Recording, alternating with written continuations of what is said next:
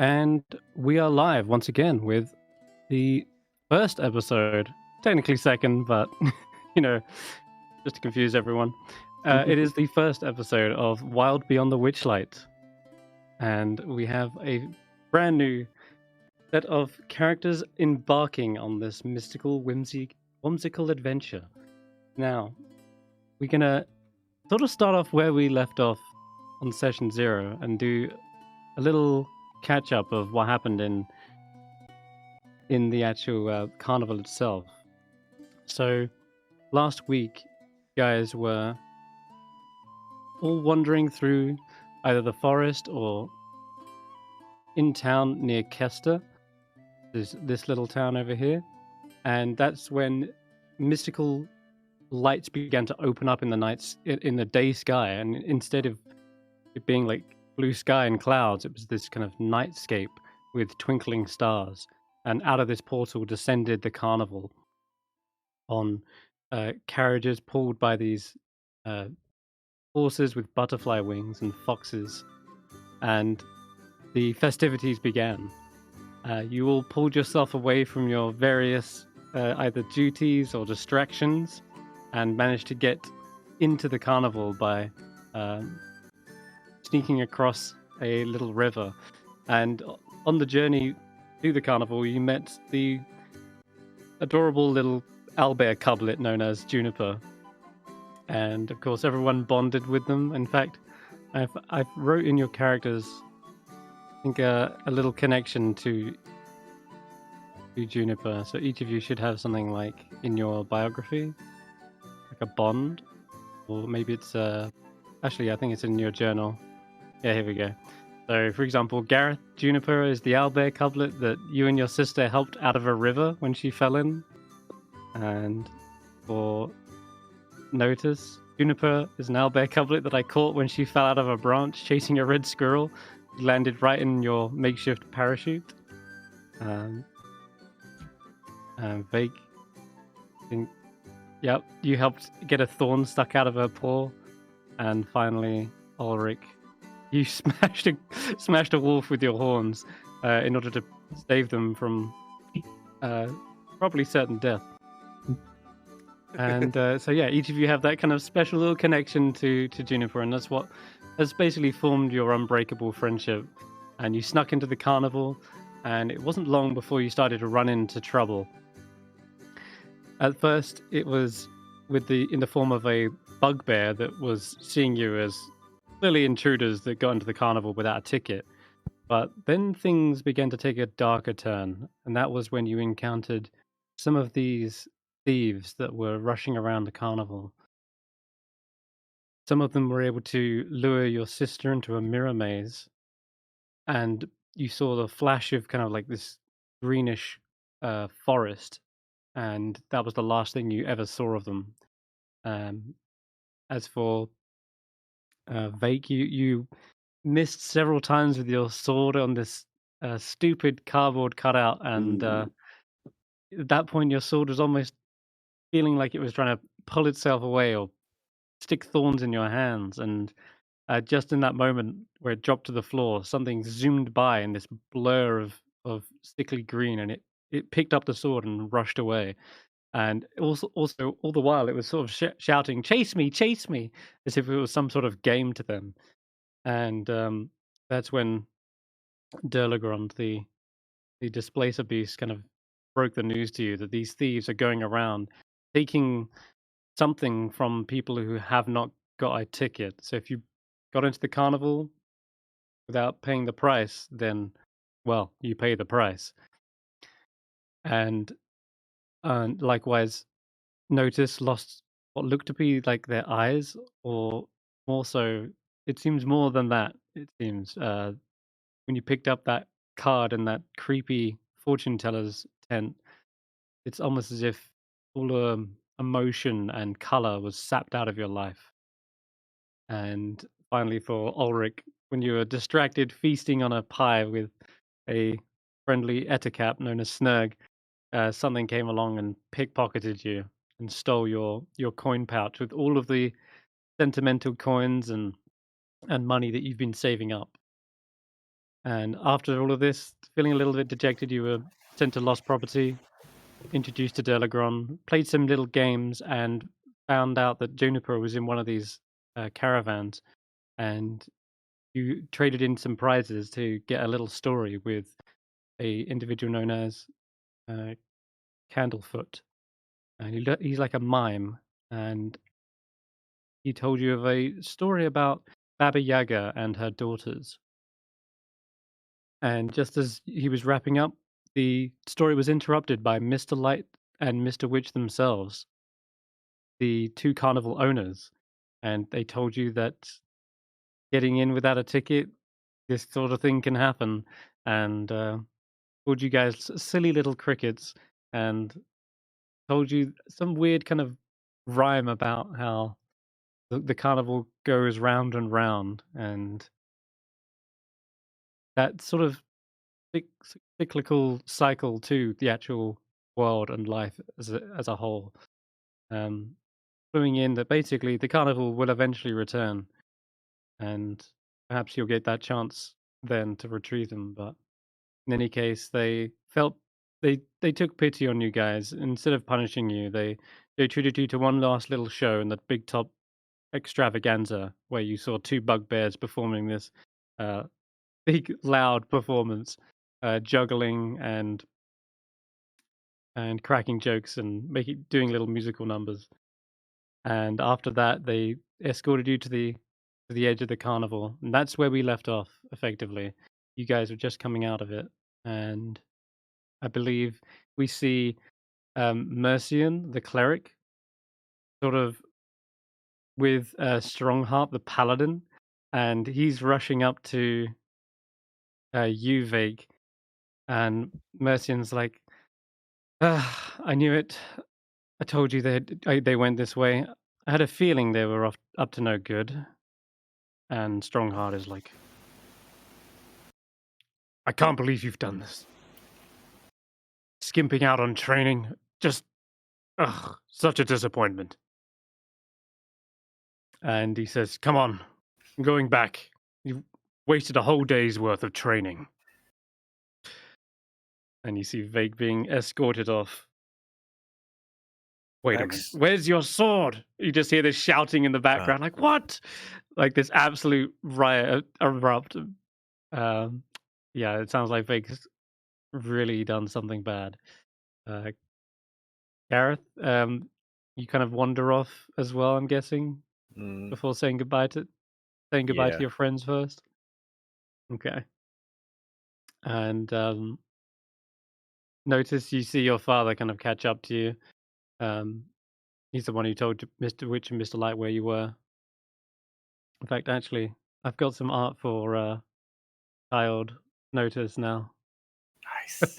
Wonderfully provided by Steph and drawn by Steph. In fact, it's great when you're your own artist. You can basically commission yourself. So jealous. Here we go. This is Notus. Oh, Except I imagine this is very without much eyes. before your eyes were stolen. Yeah. Yeah. I guess you can't tell whether it's before or after their eyes were stolen. It 'Cause would be their eyes are creepy so- without them. I'm sorry, I couldn't do creepy Okay. child with no eyes. Sure. No, that's fair. Awesome. Well, there they are. They're pretty little dress that they've most likely either made themselves or had some help from their father. But yeah, your father approaches and trepidatiously sort of inspects you for your eyes again and lifts up that strange little bug mask that he gave you. And You say inspects you for your eyes, and I'm just like, where is he expecting to find them? I- If not on my he face. doesn't know. He's clueless and he's a little bit worried about you. But He's nonetheless, definitely he looking at your takes you eyes. away. Not somewhere else. Yeah. He's looking at the palms of my hands in case I turn into that thing from Pan's Labyrinth. Oh, that Oh, would God, be yeah. creepy. That is messed up. But yeah, you're taken away, and then finally Ulric. We can actually start with you on this little interim scene. So Cool. I mentioned last time that perhaps after such a long day, that you might visit Your mother. Yeah. Okay. All right then. In that case, then we head out of town to somewhere near the outskirts, and there is a small little graveyard. It is actually it's actually quite a well-known graveyard. It's got this what's it called? It's like a monolith. What is it called? It's not a sarcophagus. It's not a monolith. Can you describe it? It's the big stone building. Yeah, it's the big stone Mausoleum. building which you Thank you, mausoleum. It actually has its Okay. own mausoleum. However, it is not something that you could have ever afforded to have your mother entombed in. No, instead, you would probably have made a little grave near the outskirts where there was like a tree or something. You couldn't even afford a tombstone itself. Those things are absurdly overpriced. And so instead, yeah, you would just have made a small burial mound near the outskirts and near a tree. And of course, you'd visit it whenever you could and whenever you were perhaps just feeling a bit lonely. But as you're approaching the graveyard, it's becoming like it's sort of nighttime now, right? Because the carnival was during the evening anyway.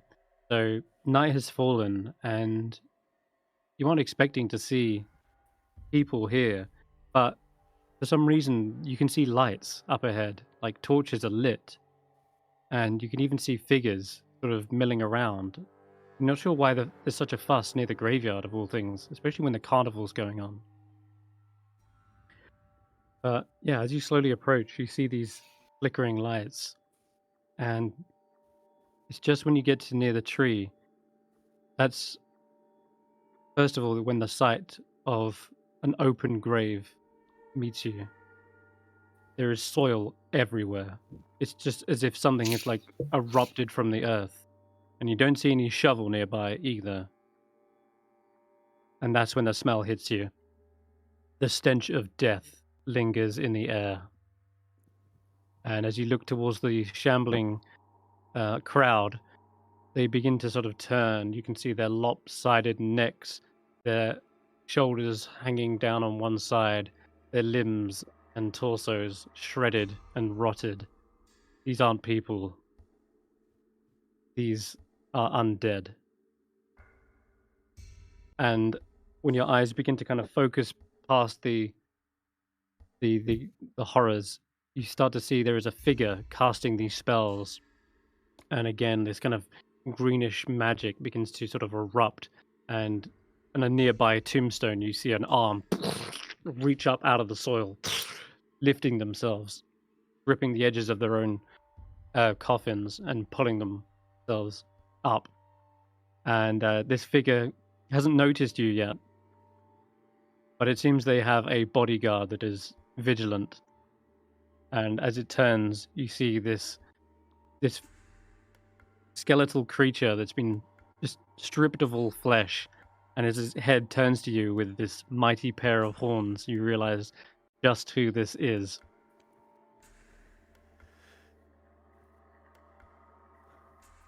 And Ulric, you're in the middle of this shambling horde that begins to sort of make its way towards you very slowly. Perhaps out of curiosity, perhaps out of the urge to end living things.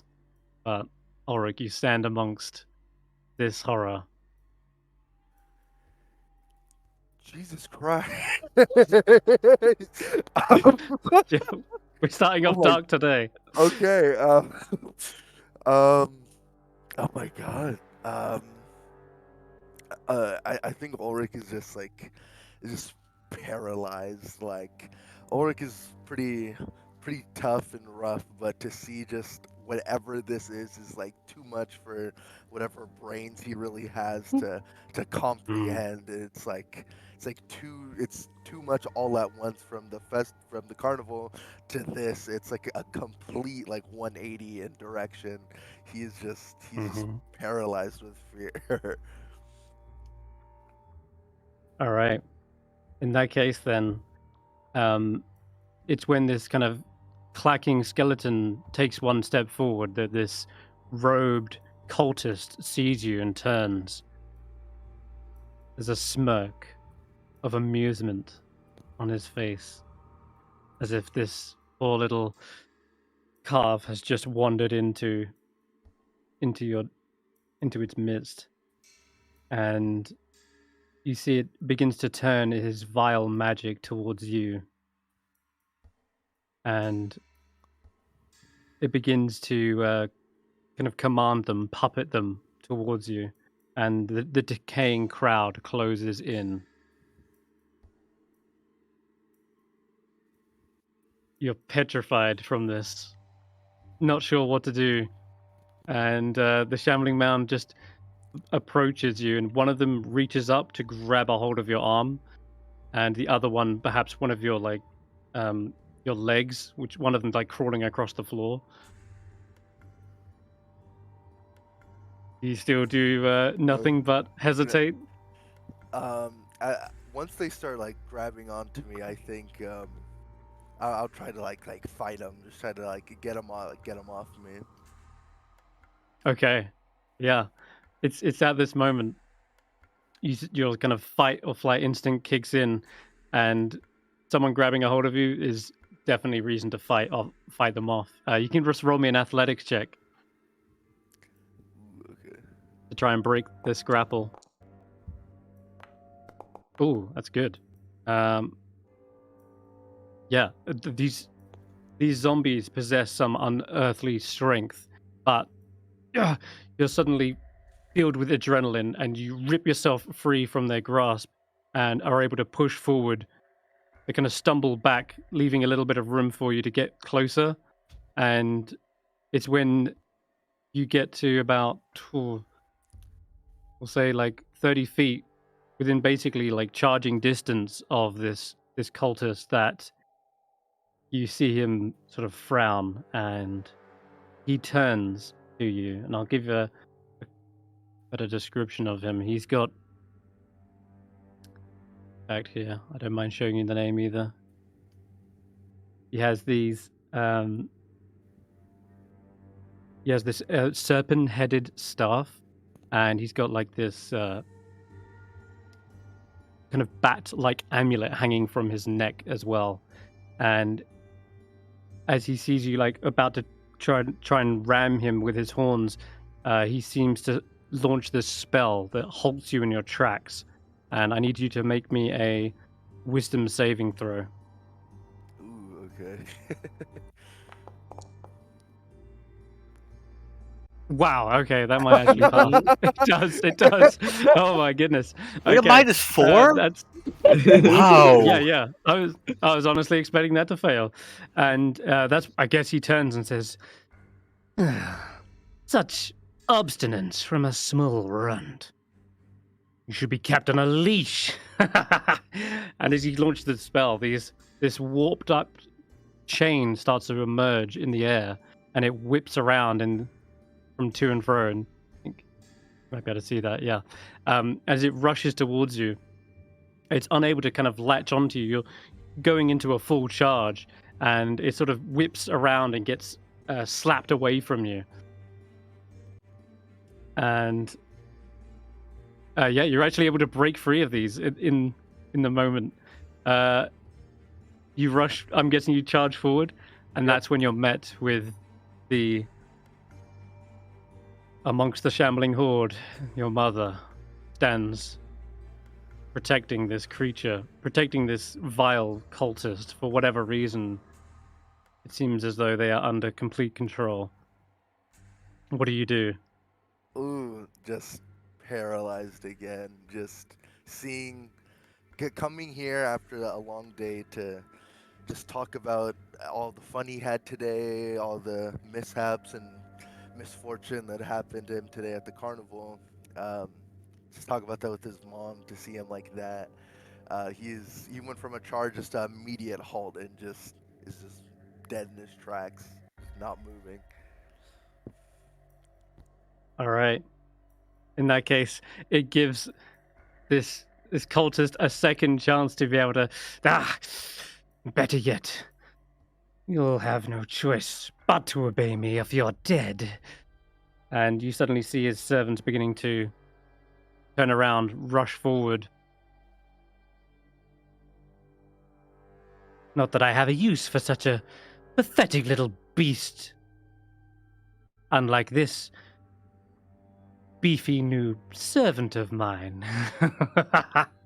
And that's when you see the Minotaur skeleton reach up and effectively goes to grab you.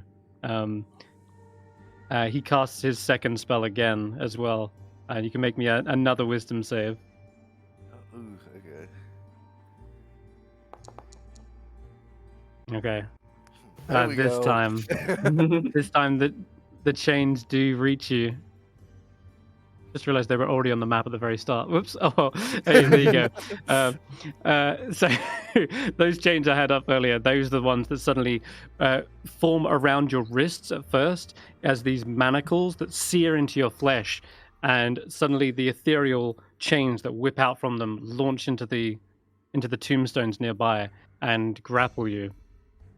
And you not just grappled, in fact, I should say you're completely and utterly paralyzed. This is a hold person spell. And as the shambling horde close in around you, the Minotaur raises its axe. Don't know where he got an axe from, but there it is. You just see again this cult is kind of cackling. And just as he's about to order the zombies to attack you, there's a brilliant flash that just erupts in between you and your assailants. And as it does, you see several of the nearby zombies just disintegrate into dust. The other ones are repelled back to the outskirts of the graveyard. The Minotaur skeleton is similarly, your own mother is pushed back. And you see the cultist kind of shielding his eyes. That's when you see the figure amongst the chaos stepping through the light. An older woman with long white hair that kind of just drapes down to her shins. She wears this robe of gold and black, and she reaches out an arm and seems to be trying to dispel the chains on you, and you see them just breaking and snapping away. You are no longer paralyzed, but probably still in shock as to what's going on. As she begins to dispel them, it seems as though this cowardly cultist uses the opportunity to run. Not just run, actually. As he's running, he casts a spell, and again, that greenish light swirls around him, and he turns into this kind of cloud of noxious gas, and it rises up and drifts over the mausoleum. At that same moment, all of the undead begin to flee as though turned by the light. And they begin to just scatter in every which direction. And as the light begins to fade, you see the features on this woman, and she has the kind of this warmer smile as she looks down at you, and she introduces herself. I understand your fury, young man, but that got you into a bit of trouble there. I am Zaelong. She looks down at your wrists to realize there are still shackles on your hand, on your wrists, formed by the spell. The chains are no longer there, but you can feel them too, kind of like digging into you. She says, "Fear not, the spell is no more. They are merely scars. Perhaps one day when you have learned to control and focus your rage, you will possess the strength and be ready to face that which is now your nemesis."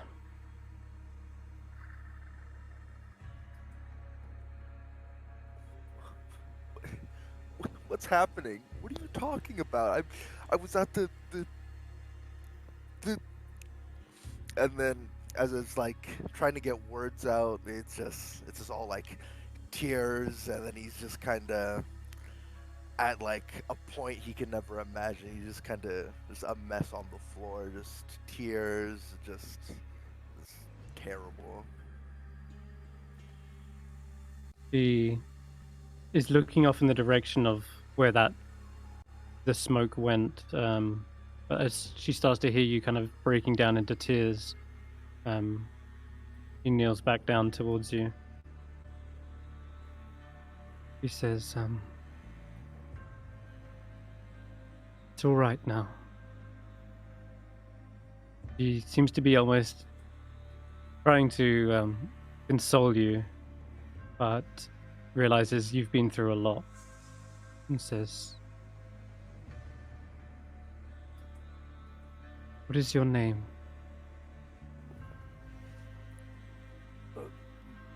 My name's Ulric.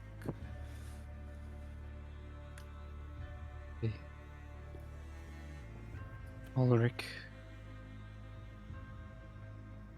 This anger, this fear perhaps you're feeling,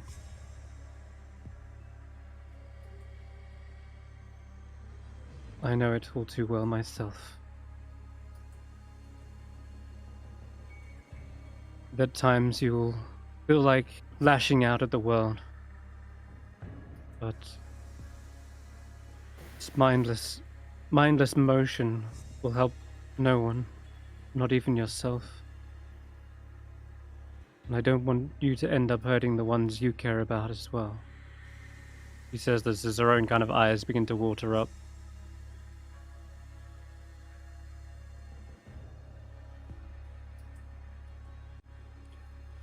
He kind of takes your hands and like looks at the shackles and says, "These will be a reminder, not only of the ones who have wronged you, but perhaps as a way of focusing that emotion, harnessing it. One day, Ulric, you will have justice."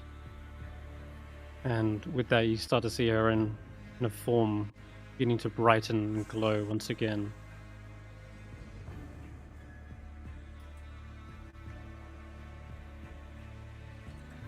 And is there anything you want to say or do before it seems as though she is? Is she like Gone. disappearing? She is, and she's saying, "There are other children who need my help as well, Ulric." Will I ever see you again? I hope so. Yes.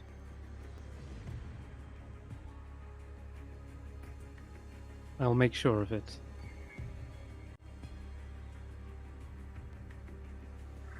Until then, you have to think of your own mother.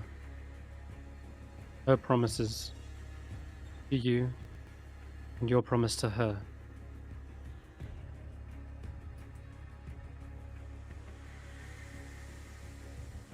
Do not think of her as she is now.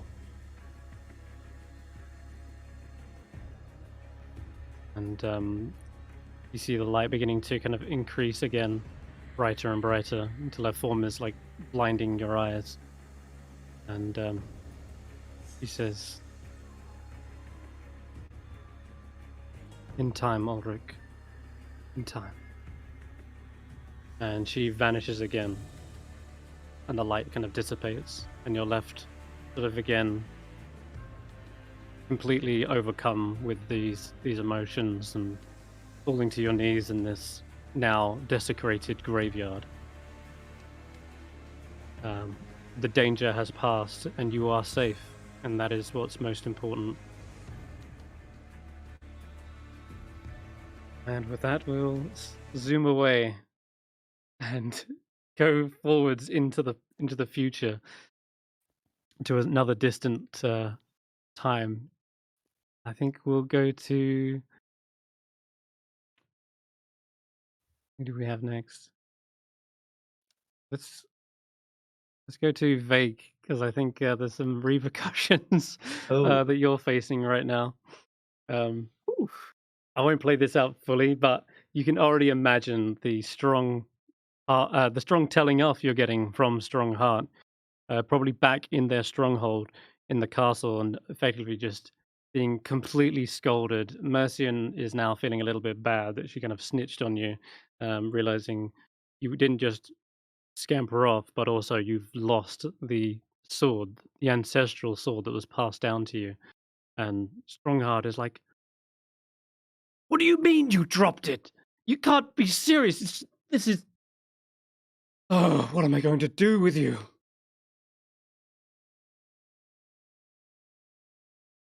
He's just like Big is just silent, just like looking at the floor. He has nothing to say for himself. He's just not having a good day.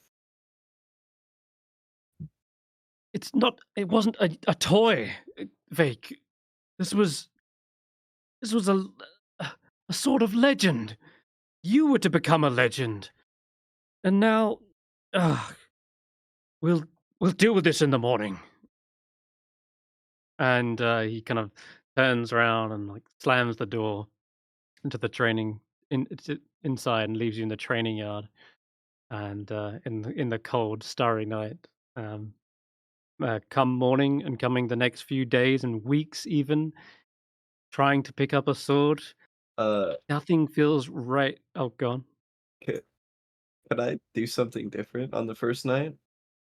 Yeah, absolutely. Go for it. So yeah, on the first night, I'd write a letter, to Mm, Strongheart, basically being yeah. like, sorry for losing your sword. Sorry for disappointing you. I swear one day I'll pay you back, but I don't think I belong here anymore. And then so I'll write that letter, put it in my room, and I'm gonna Okay. run away. All right. Okay. Perfect. Yeah, you run away rather than it changes the story up a bit. Instead of being basically sent away, you take the initiative to leave yourself out of guilt, out of perhaps shame. But um, I'm guessing at least some point you try to pick up a sword again, right? Yeah.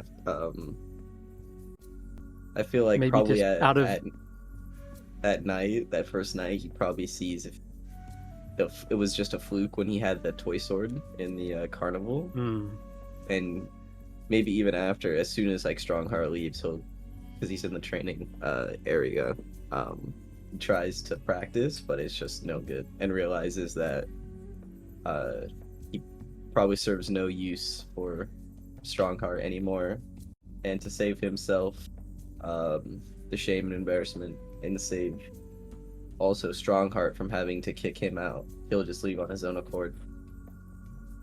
yeah, absolutely. It just doesn't feel right in your hand. The weight is off on all these cross guards. The blade is too heavy, too cumbersome, and there's also just the emotion that's whirling through your mind right now. The guilt is probably making your grip a little shaky, and it gets too much for you. And you write this letter, and perhaps leave it in the hold. Mm-hmm. All right, and Vake goes away, disappears, and for many years you begin to find this struggle seems to be prevalent no matter which weapon you're wielding, and almost as if all your swordsmanship has just been slowly tapped away. And you know how like you either use it or lose it, Mm-hmm. and it feels like over the few years, well, come 8 years, eventually you've just forgotten everything, and Mm-hmm. now a weapon just feels like alien in your hands. Um, but that's not to say that you don't completely fall on hard times. In the Mm. interim, you do find uh, you might meet up with someone. In fact, yeah, we can skip forward to that. How do you get your way back to Ulric? Is it a chance meeting, or is it you're both trying to contact each other? Because we both end up on the other side of the sea, but we'd probably meet up before then, right? Right. Yeah. So maybe in Weep, you kind Yeah, of so appear. maybe we just like run into each other, just walking down the street. We're both dejected, but like we see each other, and it's like we can read each other's expressions that since the carnival life hasn't been so great. Right. Absolutely. I think then you both have been trying to get purchase like travel across the sea to escape to a new world, leaving all this misery behind. Um, and you hear of, well, actually, for you, Ulric, you're not just going here out of sheer coincidence. It's actually because Elkhorn has picked you up off the streets. A friendly dwarf has seen that you kind of fall onto hard times and you just can't seem to hold on to the coin. They find you basically milling around in street corners and getting up to no good, getting into fights as well with either other kids or even adults who catch you either trying to steal money or whatever. But no matter what you do, it just seems as though you can't hold on to these cash. Now, Elkhorn's got a plan for you, and perhaps seeing Vaike, he says, "Well, this is perfect. Don't worry about it. Look, you two are going to be champions. I'll make you into heroes yet, don't you worry." Elkhorn says, "Come on, enough of just the police, and you're old enough now. I think you'll put up a good fight in the starting tiers." And so you set off across the sea and eventually arrive at Gydia. And this exotic city has fighting pits and colosseums, and the wonder of this this world. It fills you with inspiration. The colors of all the genasi here. This is a place for the masses to arrive and cheer on their favorite fighters, and you can't help but harken back to the Witchlight Carnival, the big top where the bugbears put on this kind of uh, loud, big wrestling show, effectively, and yeah, you use that as your kind of inspiration, and yeah, you get into the big league, so to speak. You climb your way up the ladder, and eventually you make a name for yourselves. And some like 7 to 8 years later, you guys are at the top of your game, and everyone is buying tickets to come to the Haymaker every single night. And you are just preparing yourselves for a fight, uh, doing your stretches, getting your costumes on, and well, you're preparing for a big fight tonight. Apparently, there's a notorious champion gladiator who's coming to the arena. He's traveled from very far away to be here. But you've heard big names before, and you've stomped them all out. Like it's no different from any other night. So what are your guys like routines? Your pre-fight preps? Um, I think before every match, he has to start by getting all his makeup ready. I think maybe earlier, or maybe at some point, maybe they were kind of like the heroes, the good guys of the ring. But then after some point, um, Ulric and Vaike kind of became like the heel almost. It's like they're the guys you love to hate. They're the people you boo at almost. So then Ulric would like put on all this like black makeup like around his eyes that kind of like bleed out a bit. He has like this this black paint around along his chest that almost looks like veins kind of just going all over. He just looks like a monster, even more so than he already is. Yeah. Perfect. And Vaike, he just kind of like puts the football makeup on where you just got like the circles around your eyes, but he has red instead. and then definitely doesn't definitely very confident, so he's not like warming up or anything. He's more focused on his looks than anything else. Yeah. And then he'll talk to Ulric. He'll be like, so, you know anything about this guy we're fighting? Not a clue. Pretty ambitious to take us both on in a 2v1. Yeah, I don't know who this guy thinks he is, but I don't think it's going to be any different than other fights. Well, you can say that again. I was thinking we at least make it last a couple minutes, you know. Just put on a good show. Couple of rounds, that probably won't be nothing. Got to go easy on this guy. Absolutely. And then Vaike will get up out the chair, you know, dance around a little bit, get pumped. You ready to go, big man? Perfect. Oh, I've been ready. Just then, there's a knock on your door, and you see a very finely dressed gentleman, kind of top hat, staff, and he's got like this big book underneath his arm, and he says, "Oh, sorry to interrupt you, fellows. Wondering if I could talk with the would-be champions? This is a big fight you've got coming up." Oh, I suppose it's a big one, I guess, but I'd really like to think it's one of the smaller ones. You know what I mean? I've never even heard of this guy before. Whatever his name is, Yeah. Vaike. What's this guy's name again? Couldn't tell you if I tried. It's not a big His fight. name is Warduke. Warduke, gentlemen, and actually, I represent him. I was wondering, would you perhaps be interested in making a bit of coin? Always want to make coin. How do we get more? Excellent. Well, it's quite simple, you see. Warduke also has quite the reputation to uphold here, you see, and, well, he's willing to offer you a rather large sum of monies in order to, perhaps pull your punches a little bit, and maybe one of you takes a fall off the edge of the arena, or... Ultimately, we're looking for Warduke's name to continue to rise, you see. Instantly, Vake's expression from like joking, very confident, just very stern. No. Not interested. Whoa. Are you sure?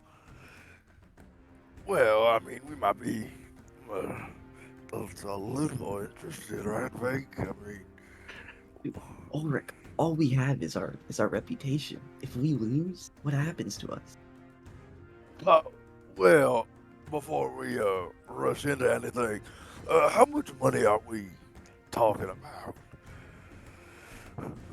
Oh, a few dozen hundred? And he definitely pats this big satchel on his back.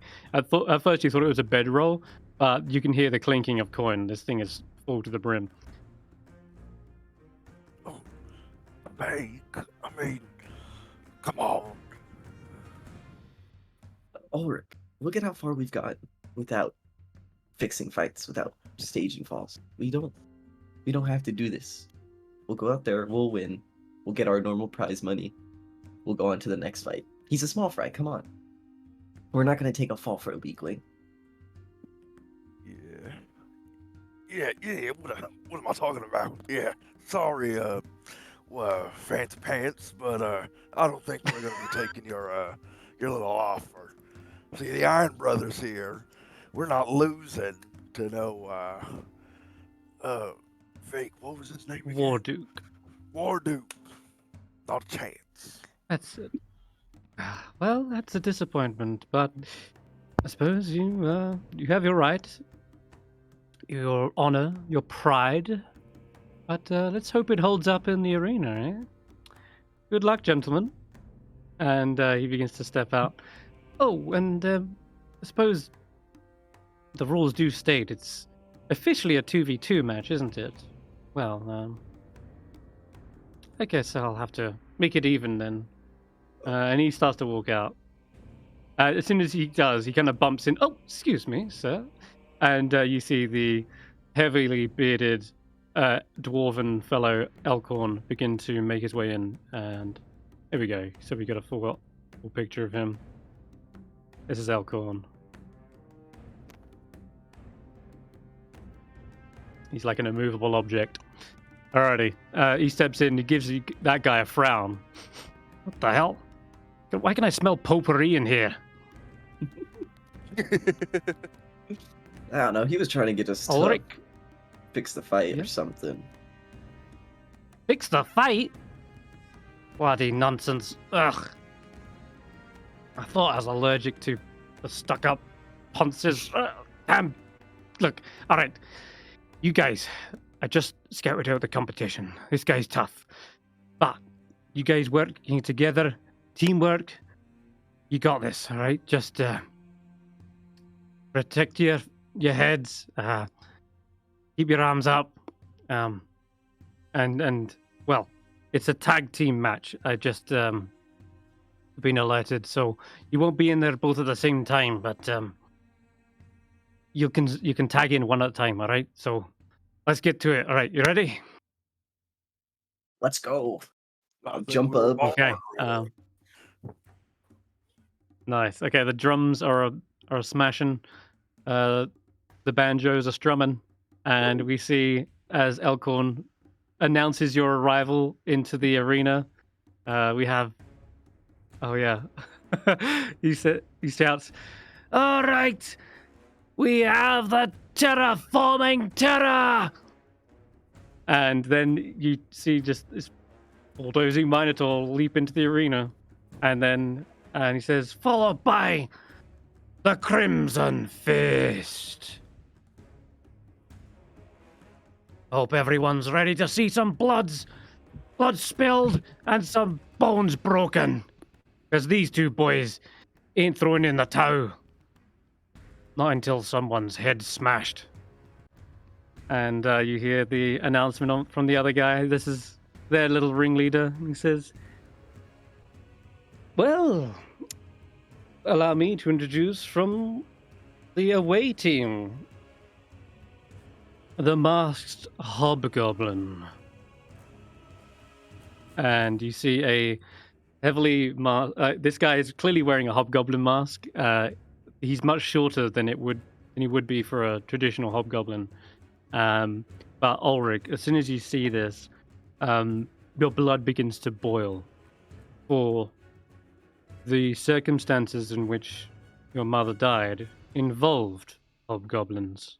In fact, an entire raid of them came down from the sky upon an airship, and you remember them kicking in the door to your house, surrounding you, and your mother protected you at this moment. And so I imagine there is definitely some deep-seated animosity aimed towards hobgoblins ever since. Well, this guy's not a hobgoblin per se, but he's certainly wearing a mask of one. And he kind of ducks underneath the ring and enters. And then he shouts, "And we have the iron-clad General Warduke." Suddenly you see from amongst in the tunnel where the fighters approach, you see a pair of red eyes glow, and this obsidian helmet comes into the light. And you see this demonic shield kind of with this grimace in your face. And at his side he does have a hilt with a sword, but he begins to unbuckle that and place it in the hands of his ringmaster.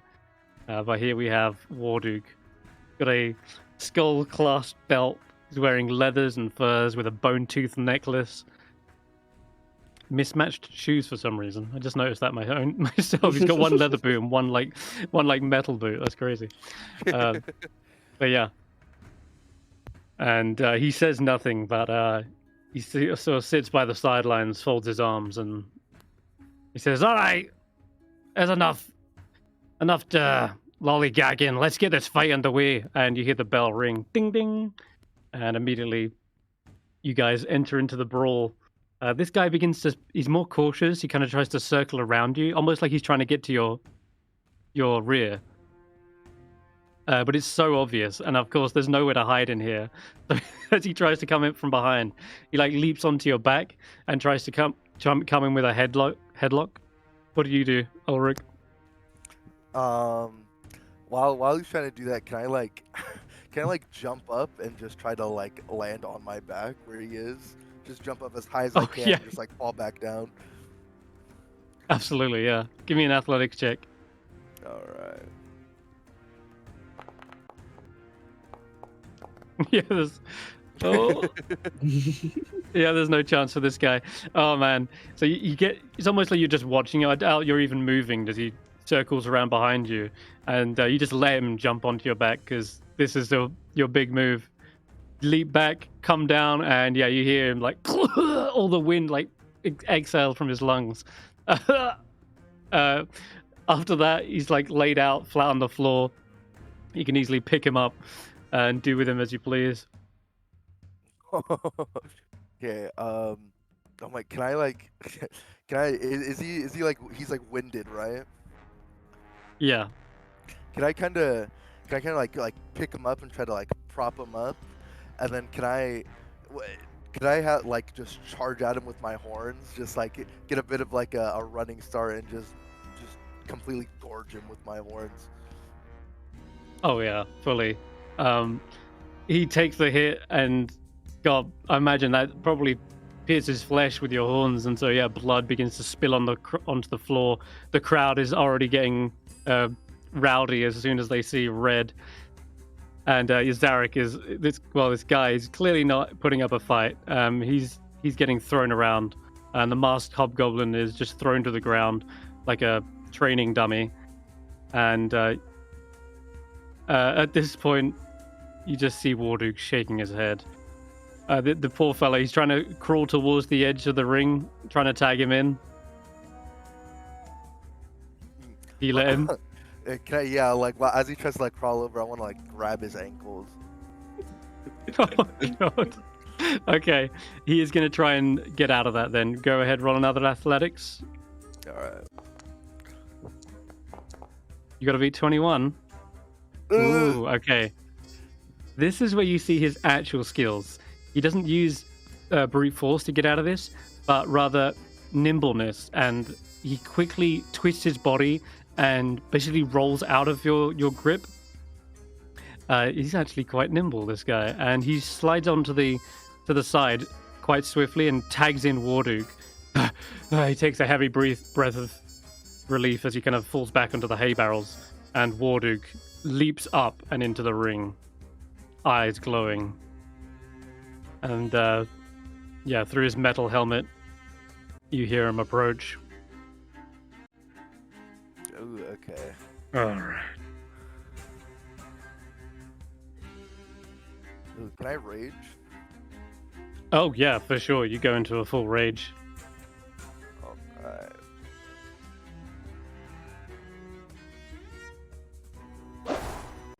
While I'm watching, can I kind of just like analyze him? Just trying to get a read off this guy, because as soon as Vaike has laid eyes on him, he's been very Test. very like this. He's not like other fighters. Like, this guy's different. Test.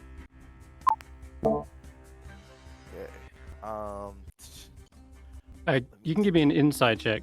Insight? Alright. Yeah, I guess that'd be insight or a perception check.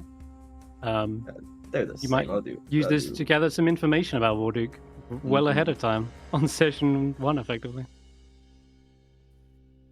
And Hey, not bad. not bad. Okay. For sure, this guy looks like he's much more akin to wielding a weapon in his hands, but he is still well trained in martial forms and battle stances. You can tell he's definitely proficient with athletics. He's got, I'll even say you can tell he's like clearly proficient in his strength, and he looks like he's pretty hardy as well. Like, you can see many scars on parts of his body that aren't covered with armor.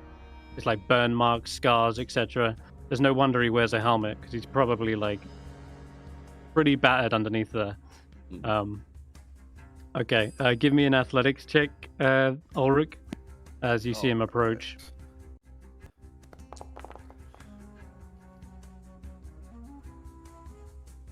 Oh, wow, okay. Alright. It's closer than you think, though. But as you see Wardug kind of approach, he says, "Come on, then. You could have the first swing." And sure enough, you do. You clock him right across the helmet into a 1-2 combo. And your fist really kind of like shines after smacking metal, but you've dented worse before. Yeah, sure enough, it's... Although, even after you punched him several times, he doesn't seem to be at all winded or even flinching from the onslaught. It's like you've done nothing to him. But, yeah, he comes in with his own straight punches. And, looks like he's taking it easy on you. Jeez. A couple of them go wide, and you're easily able to outpace him. If he wasn't wearing all this armor, you reckon he might be faster, but otherwise, yeah, it's going in your favor for the most part. Right. But rather than play this out round by round for several minutes, I will say that you trade blows occasionally after a while, and it does look like you're getting in lots of hits, loads of them, but his endurance it's completely unmatched. What I noticed that... Yeah, Vaike, you do. Yeah, when I notice him start to slow down, I'll shout at him, "Tag me in!" Yeah, when I hear that, I would like run over to tag Vaike in. Okay, so let's say you've taken some beatings at some point, Ulric. Even if you've taken a third of your hit points, and even if you've dealt double back to him, like 10, it's still like nothing but like a scratch on him. And you can tag in on Vaike if you'd like. Yeah, and I'm gonna hop up on the ropes and like throw my hands up to the crowd and like try to like cheer them up. And then they get pumped. From the rope, I'll jump off and try to drop kick him. Oh, nice. Yeah, give me an athletics check. I'll say with advantage as well, because you got the high advantage, and he's not expecting it.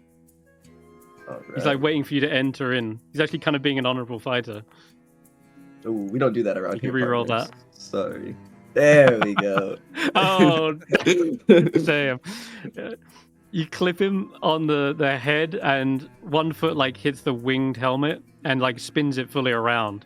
And like as he turns around, you have to like grab his helmet and twist it back around to face you. And as soon as he does, he's already meeting you like in close quarters combat. And you can see he's got gauntlets on his fist. And do you want to describe your fighting style as you enter into a brawl? Yeah, so I'm holding up I have a heater shield strapped to one arm, and then I have a crimson cestus on my left hand.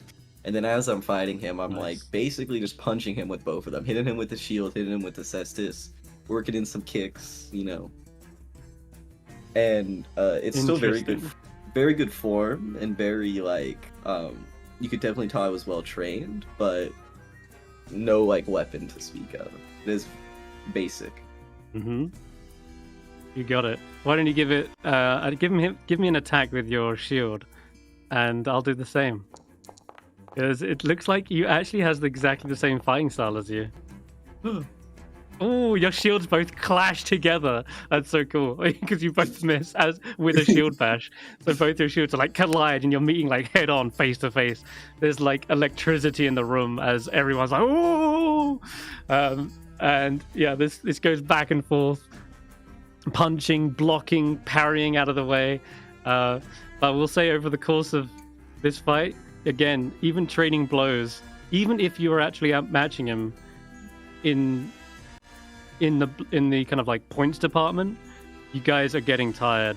Like even if you took half your hit points and dealt double back, You can see he's still not wounded. And You're getting bruised, bloodied. A second wind in there second too. wind, yeah. Yeah, second wind in there. Yeah, oh, absolutely. Sure. You could definitely pump that up. Putting you back up to full. And yet, even despite this, somehow he continues to fight on. And at this point, you hear the other hobgoblin, the masked hobgoblin's like, Hey, tag me in! Tag me in! And Warduk says, No. Muling little worm like you is no use. I can take them easily. And I haven't even broke a sweat. And he continues to fight on, refusing to tag in his partner. If that's the case. And again, go on. I'll look at Ulric and be like, hop in here. Let's do this. He said he could take us both on. Let's see if he can. Elkhorn's like, lads. He's trying to rush around to Ulric, but do you jump in, Ulric? Come on. What are you afraid of? Come on, Ulric.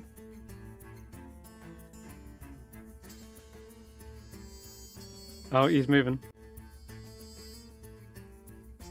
He might be... It might be muted, I don't know.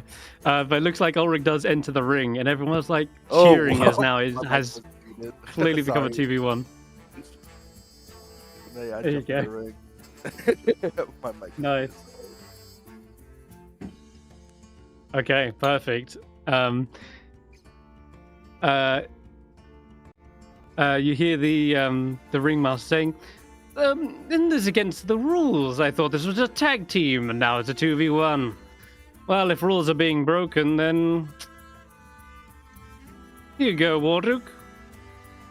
And you see him toss his scabbard into the room, and he catches it, and he starts to approach you as this sword suddenly sets ablaze, and as he says, "Nightwind and flame," and you see the flaming sword begin to erupt, and that's when he takes just a massive swing at you. This is supposed to be a armed fight, but I guess if everyone's breaking rules... Oh shit, I miss.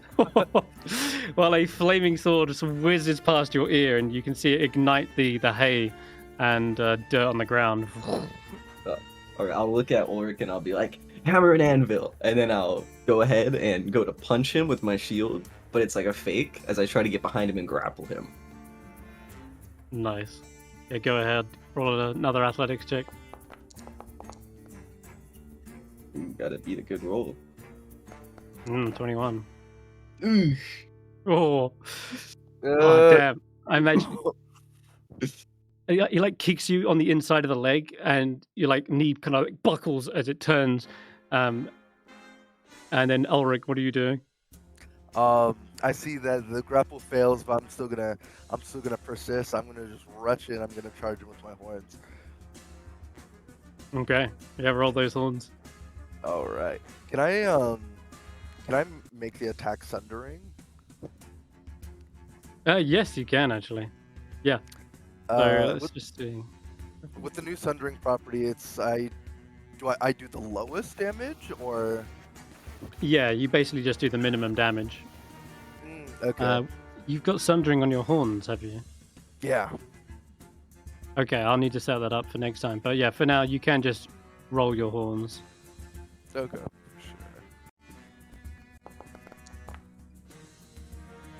Sure. Yep, looks like he's able to easily block this with his shield and just slaps your head away, and your neck kind of cracks a little bit. And he continues with his attack. I should have mentioned, of course he has multi-attack. Oh. Looks like he was holding back, waiting for you to like hit him first. Maybe we are... Oh shit. Oh, no, nice. Oh my god. That's no good. Oh my god. Alright, let's try again. He has 3? Yes, 3 attacks. Oh yes. my god. It's insane. Okay. I'm missing though, which is really bad. Dude, all these attacks would kill me. Like, just I would die after one of these. Yep. But Vaike knows no fear.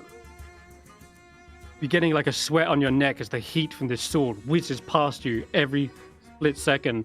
And yeah, he's got this unbridled fury in the ring, just swinging and after swing after swing.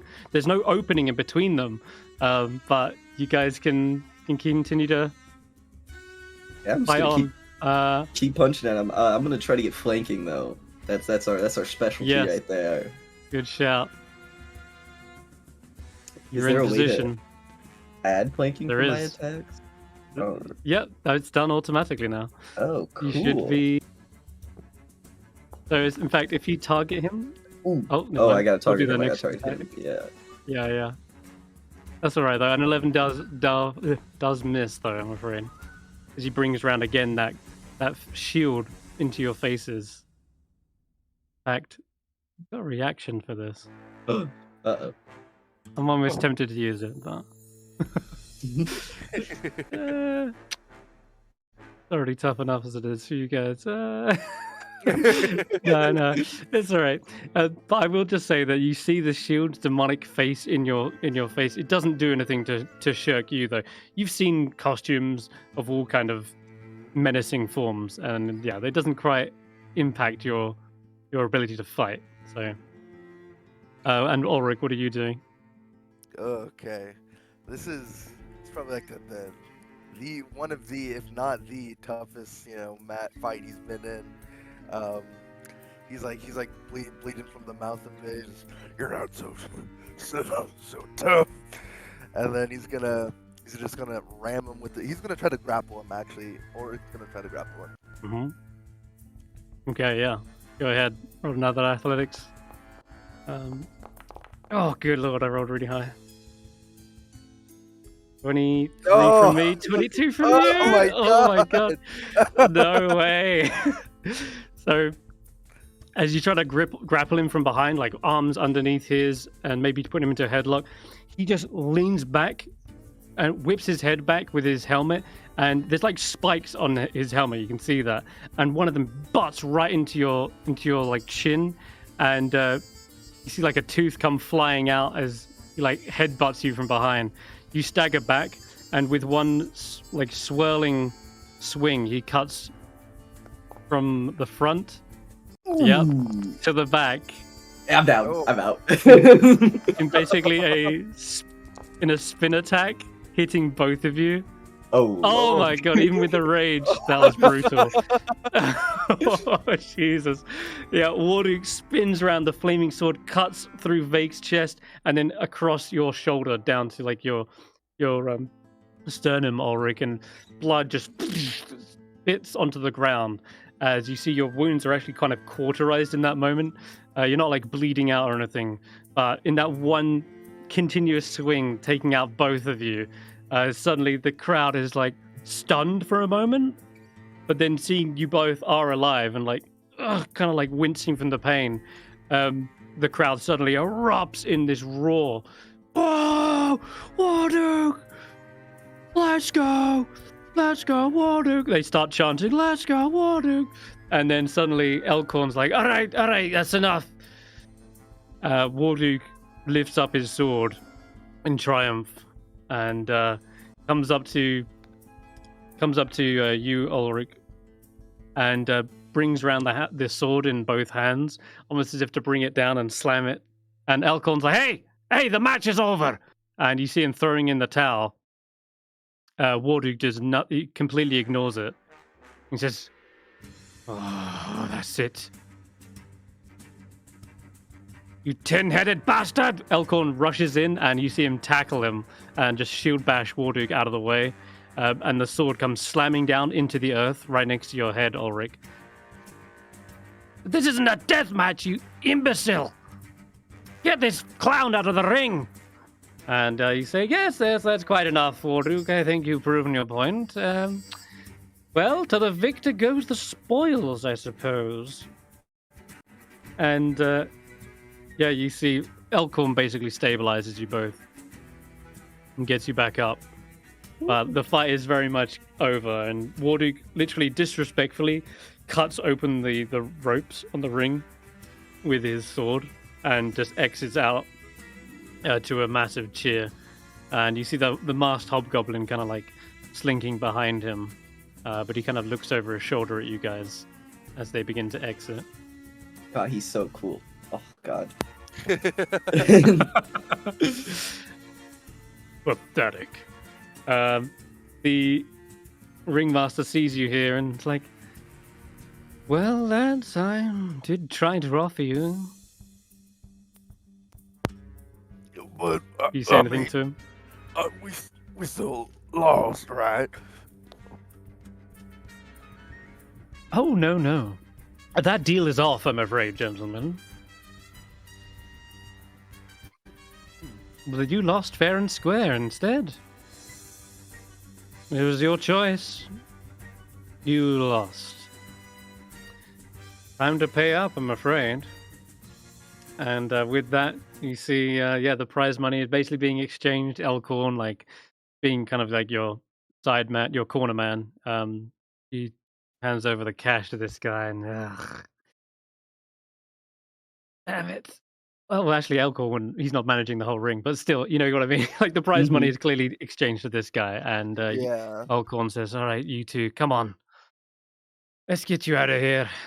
And unfortunately, as you're exiting, you see either a mixture of disappointed fans who are like lowering their signs with, you know, the Crimson Fist, another one with the Terraforming. They're Man. lowering their signs. Other people are pissed off you because maybe they had money. They're ripping up their signs, and some of them are booing you like, "Boo!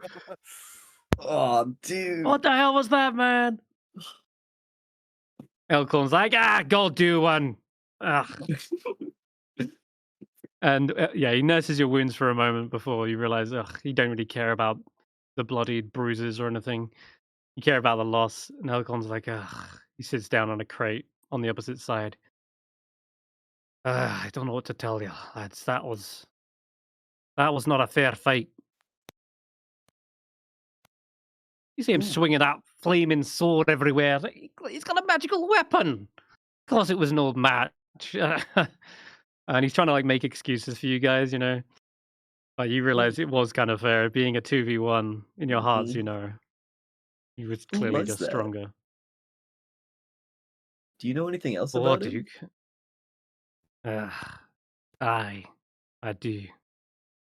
I was really hoping that he was just some poser. That he was just, you know, taking the moniker War Duke. But by Moradin's beard, it was the real guy. He's part of a league. And don't laugh, you've both got ridiculous names too. He's from the League of Malevolence. I'll let out a chuckle. Told you, no, they're real. They're real villains out there, lads. People who just do evil for the sake of evil. And this guy's the worst of them. It's It was not the League of Malevolence? Malevolence, that's the one. But to wrap up this scene,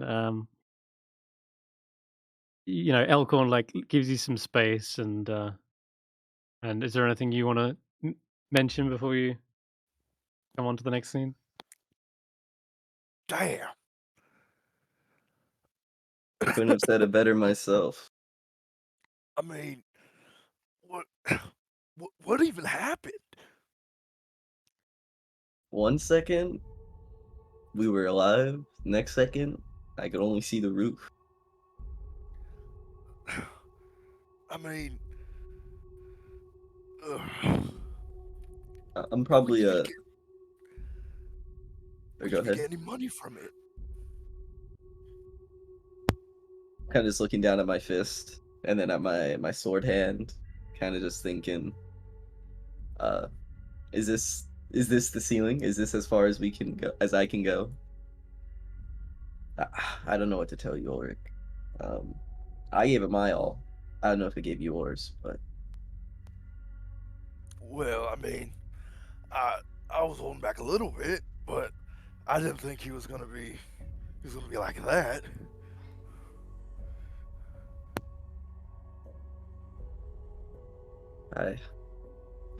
we definitely were set up in that fight. And that hobgoblin masked guy, they had to know about your past. Something doesn't sit right with me. I don't know what's going on, but they're cheating, and I'm not settling for it. What can we do? Well, there's only one thing we can do. We get stronger and even stronger, and that ceiling of yours, bust through it, and then set up another match. Bring them right here. Make the crowd go wild. Vaike will let out a smile, because this is all the hype he needed. This is what he needed. He's like, all right, well, if we're gonna get stronger, we're not gonna do it here. We've been here for God knows how long. And about 8 years. oh, thank God. Very true. Let's find a way to get stronger. It's obviously not here. I think we've improved all we can. I think we need to go out, see the world, meet people, monsters. Seems like the Iron Brothers are going global. Hell yeah. Brilliant. And I'll reach up to high five him. Yep. I'll bring it like maybe too high for him to. I'll bring it like as high as I can. Make me jump for it. Nice. And in this moment, perhaps the back of your minds, there is those lost things. Well, you could definitely stand a better chance if you could wield a weapon against that.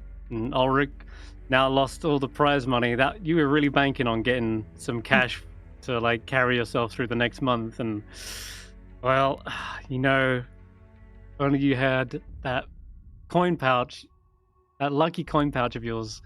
Ever since you lost it, you've been burning a hole in your pocket. And well, maybe going back, getting your lost things is a start. And who knows where it'll lead. But yeah, okay. You guys are resolute to get stronger, no matter the cost. Love it. And with that, we zoom out from the Haymaker, away from the rich city, the elemental city of Gaidia. And let's see, who should we head to next? Let's go to Notus. And what have you been up to in this 8 years?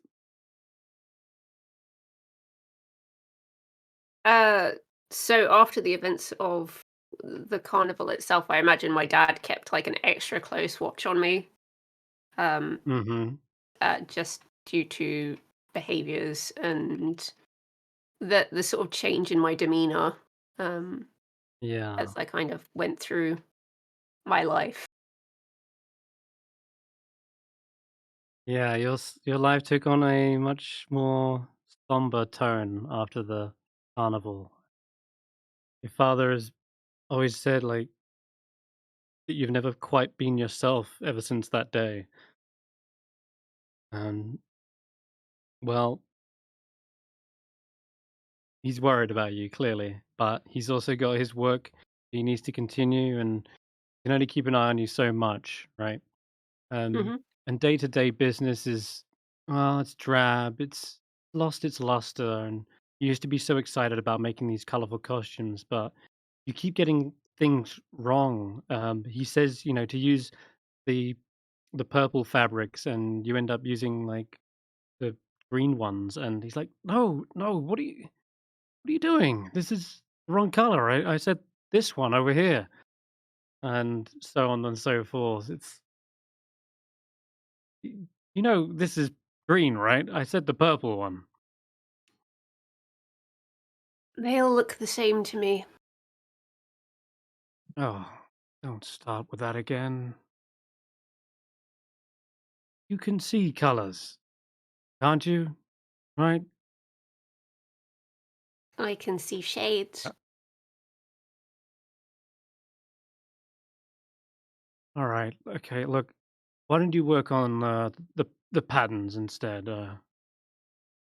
I'll do some of the stitching. I'll do the color matching, okay? And just then you hear a kind of tinkling of the front doorbell, and a man walks in.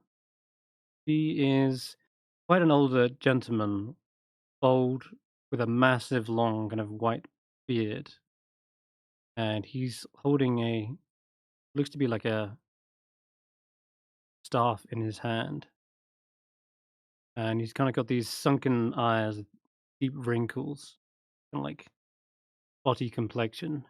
And as he looks around the room, he notices all the amazing fabrics and silks here, and he's kind of looking through them. This staff, by the way, he's got is like almost like a draconic staff. It like spirals to the top with this head of a dragon with wings that sprout out to the sides.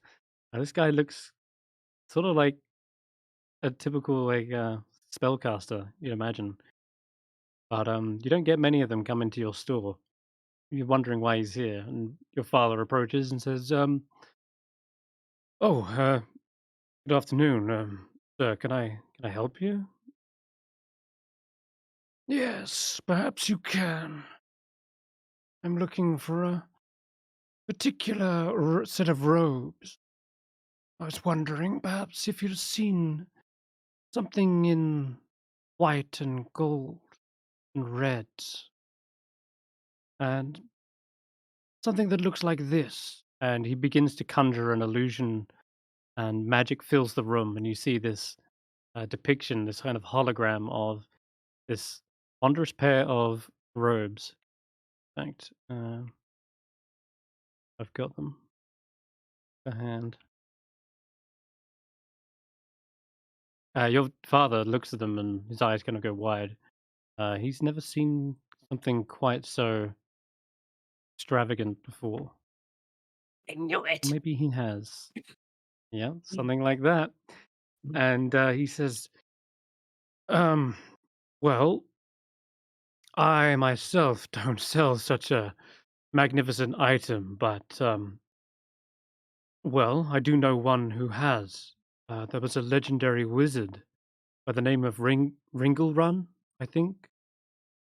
He has such robes. He's he's a wizard, part of Valor's Call.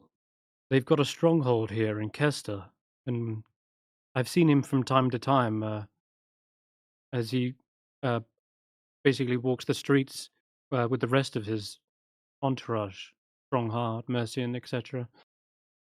That's so. He comes by here, does he? Well, perhaps you would be able to craft me something. I'm looking for a set of robes to really stand out from the crowd, so to speak. Something of this kind of design. And he conjures another illusion, kind of outlining what he would like for your father to do. He says, of course, yeah, I can get that commission done within a few weeks. As long as you've got the coin, and yeah, you see immediately, like, he conjures out of thin air this pouch of coins and hands it to your father, and tells him to basically keep the change as long as it's like rushed, basically, so he can get it done before the next Witchlight Carnival. And yeah, this guy, he says, what name should I put it under? That would be Kellic. I like that. Of course, Sir Kellic. Oh, yes. And he looks around the room and sees you here, and he kind of approaches and says, "And what are we working on here? Hmm? Cutting Perhaps patterns. a bag of holding?" Oh. He kind of his eyes kind of flash for a moment um, as he looks you over, and he looks back at your father with a kind of curious expression, and then looks back to you and says, Oh, that's my daughter, Notus. Uh, Say hi to the gentleman. He's a well-paying customer now. Hello. I carry on cutting the pattern. I'm sorry if he means you no disrespect. She's just likes to keep her head down and get on with her work. And Kelly kind of raises an eyebrow. Says, "Very well. You seem to be afflicted, child." Kind of kneels down to your height to look into your face. And here you see a closer up look of Kelly. He's not evil in the slightest. Well, he hasn't got the big evil costume yet, all right? He's just got a normal set of robes. Your He's father's just making a his very full outfit. concerned gentleman. Why are Yeah, we what happened to judging the him? last concerned person who tried to help me? That is true. Oh dear. I He get says, the "You sense seem that I feel sad." slightly uneasy. Yeah, a little bit. Especially he's just called you out and said you're like afflicted. Says, "How did your eyes get like that? Hmm? Did you perhaps have a run-in with a witch or a warlock? I shake my head. How, how did a curse come to you, dear child?"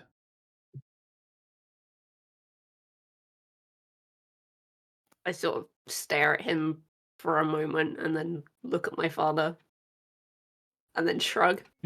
Go on. The gentleman's asking you a question. Notice. Do the courtesy of answering. I What happened?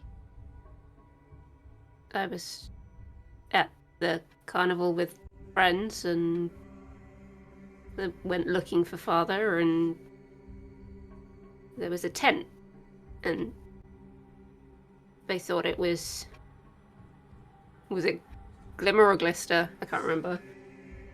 Gleam. Gleam. And Yeah. so I went with them, but it turns out it was quite scary, and then everything was sort of black and white. Do you leave out the... He says, was there something else? What exactly did this to you? He gestures towards your eyes. I take a minute, and then I stand and I run up the stairs, and then I come back a few minutes later holding two things in my hands, and I kind of just put them in his hands. One is the little portrait, and one is the card. Yeah. Okay. Even after such clearly a traumatic story, he's not really showing much empathy when he says, "This is magnificent. Wondrous," as he inspects the card. "Do you know what this is, my child?" No. Belongs to a very special deck of cards. You say they were at the carnival, eh? Yes.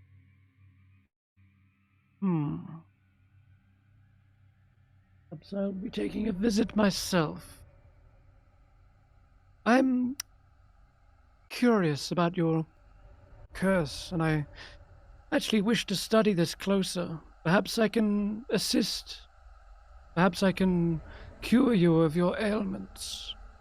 I know many a spell that can break such afflictions. With your father's permission, of course.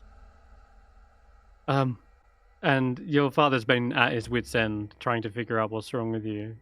And now this well-paying customer, knowledgeable in the arcane, steps into his store.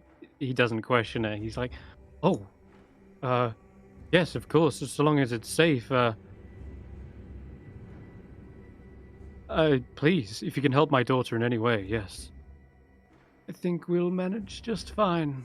Notus, was it? Please, would you accompany me outside?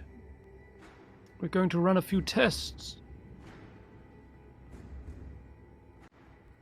I get to my feet and I follow. Okay. He casts many a type of spell that you've never seen in your wildest dreams. The staff kind of asks you to stare into the eyes of the dragon momentarily and kind of like see this kind of flashing images of what you experienced, almost as if he didn't even believe you and is now confirming the truth by reading your own mind. And there's many more tests that will say over the coming weeks he seems inconclusive, and he's like, that's enough for now, we'll resume tomorrow. And the day after, he comes in, checks the progress on his robes, and more tests until he's satisfied that he knows what kind of curse you're under. And during some days, he might ask you to accompany him to run some errands as well. You know, you get to know this guy. He's paying your father large sums of money, and so he allows you to basically accompany him and learn a thing or two from Kellic, perhaps about magic and such. You never really fully grasp it yourself, but he kind of teaches you like the fundamentals, right? And you learn better what your curse is and your affliction, and after a long period of time, you're actually able to sort of close your eyes and see your surroundings momentarily in this kind of faded outline. There are like strings of colors that outline things for you, but never the full vision. And he helps you to actually realize your potential and like circumvent this curse in some capacity. But there's never truly a breakthrough. It's just sort of fighting against the tide, it feels like. But over the course of weeks and perhaps even years, this guy has basically got you doing smaller jobs. And one such event happens, we will say. He is tracking down that person who has the deck of cards, he believes. He informs you, says, "We have good news today, Notus. We're finally going to get to the bottom of this card. I have tracked down the owner of such a deck. They are a halfling hiding out in the forest. You will bring your weapon."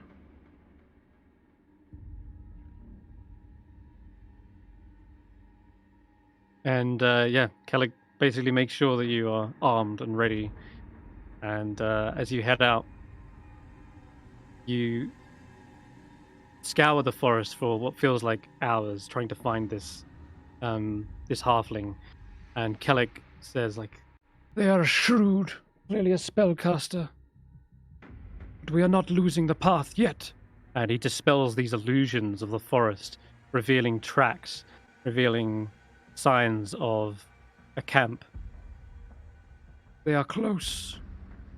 And as you get deeper into the forest, you see a strange, like, blue frog. Or is it a white frog? I think it's white. I myself am colorblind. No, it's blue. There's a blue frog, and it seems to be hopping around on a nearby set of rocks. And Kellic's eyes flash once again, and his staff kind of whirls around and grabs it by both hands. Says, "There! That beast! Strike at it, Notus!" And yes, it is just a little blue frog, its eyes kind of blinking at you. I do as I'm instructed. All right. Yeah, with no hesitation. You would think twice about harming a poor innocent animal. In your previous life, it felt like you would come to the aid of such a creature. Like, there's flashing images of poor Juniper in your eyes and how you helped them, but now, after being kind of following orders for some time, you don't question it and you lash out at this creature. Roll me an attack. I want to see if you actually hit this frog.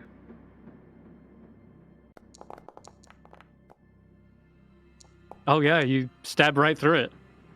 God, poor thing, you skewer this thing. And it lets out a painful croak before suddenly dissipating in a burst of magic. And the motes twinkle for a moment before falling down into the ground like spores of a mushroom. And he says, "I knew it! She's here, looking through the eyes of her familiar. Show yourself!" And he again dispels some illusions nearby, and an invisible halfling squat in one of the branches of the trees is revealed, and they have a lute in their hands that they're using as a sort of a spellcasting component. And you see, there you are. Are you the halfling known as Eliwick Tumblestrum? And yeah, there she is. And most notably, you see that there is a card folded in between the strings of the lute. And she says, "I am? What is it to you, creepy old guy?" And she says, "You possess an artifact of great power. One that you use to curse this poor individual. You will hand it over, so that I may put an end to your antics." He looks at you with he doesn't recognize you. Says, "What? I never gave a card out. This thing's dangerous, you know. I wouldn't let some child take it. And who are you to demand such a treasure for mine? I got this fair and square." And she jumps up, and you see her about to leap away, and Kellic launches a bolt towards her. This kind of sizzling, crackling lightning strikes the branch, and she's like, "Hey, hey!" And she starts to misty step away from branch to branch, and as he tries to launch a web spell to encompass her, she turns around, strums her guitar, and immediately like dispels the webs. And he says, "After her now!" And immediately you're up on your feet. I do as I'm instructed. You charge after them, and Kellic's quite old in his age. He's having a hard time keeping up, but you're spry and nimble, and you've got the wind at your back, and you're actually closing the distance on them. He says, "Look, I don't know who you are, but I never meant to wrong you if that was my fault. But I don't remember this, so maybe cool off." And as she turns around, she casts a spell that suddenly brings out like puddles of water on the floor, making kind of slippery. And yeah, it just starts like raining around you. Give me an acrobatics check. Actually, it'd be a dex save, sorry. Give me a dexterity saving throw.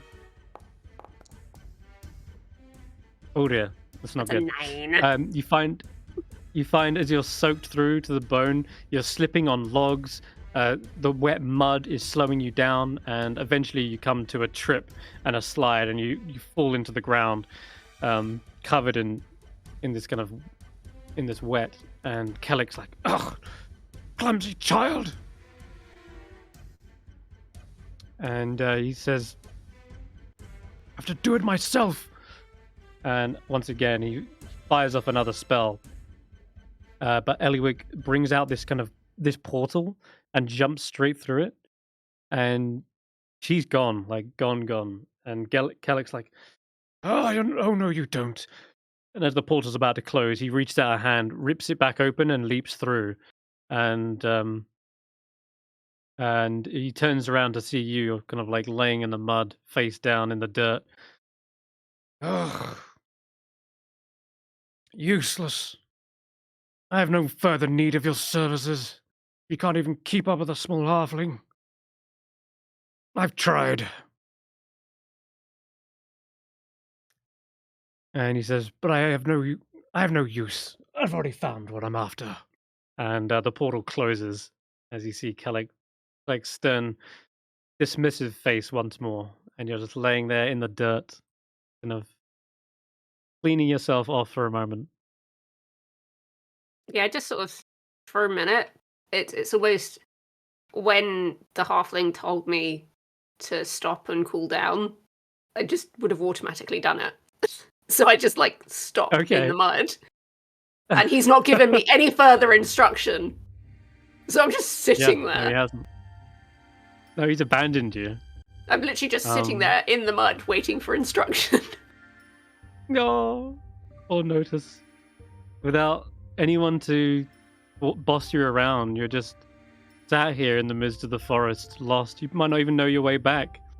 Not that you would go back unless someone told you to. Just bereft of direction. You wait. Miserable, sopping wet. And minutes pass before you finally hear a slight bird song near you, and you see a collection of little bluebirds appear on branches one by one. And these bluebirds seem to be like communicating, like you hear them chattering and almost as if relaying your position to other bluebirds that begin to flutter down nearby. In fact, have I got an image of that? I do somewhere, but regardless, yeah, these bluebirds, they all hop down and they kind of come towards you. And as you're distracted by this for a moment, you didn't realize that a figure had closed in on your position. But the bluebirds don't seem to be flying away or even startled by this figure. And once again, a older woman with long white hair draped down to her like shins. She is getting her dress a little bit muddied in this weather, but nonetheless, she doesn't seem too upset by it. She's got a smile on her face as she approaches you. Oh, look, here we go. Here, found some bluebirds. Here you go. I feel like I Um, try and mimic yes. the birds, but like pretty badly. Well, as this woman approaches, she says, "Are you okay? You seem lost? Lonely?"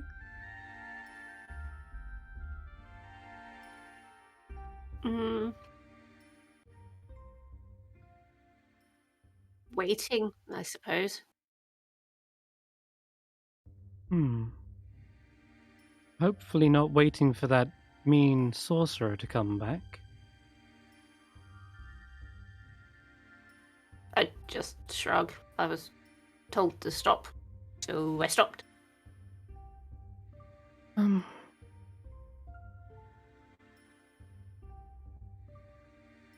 You can, make your own decisions, You don't always have to do what people tell you. Just sort of tilt my head at her, like puzzled, as if that doesn't make any sense to my brain.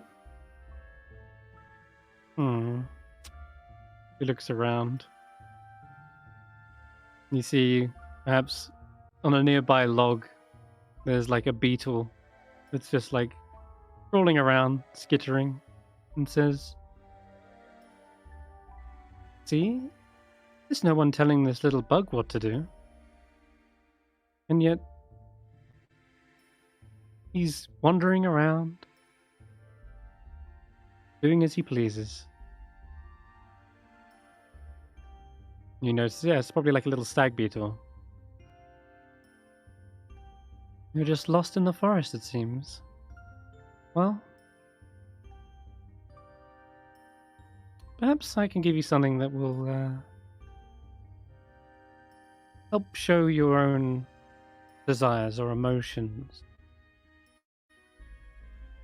If not, then perhaps they'll help you reflect upon others.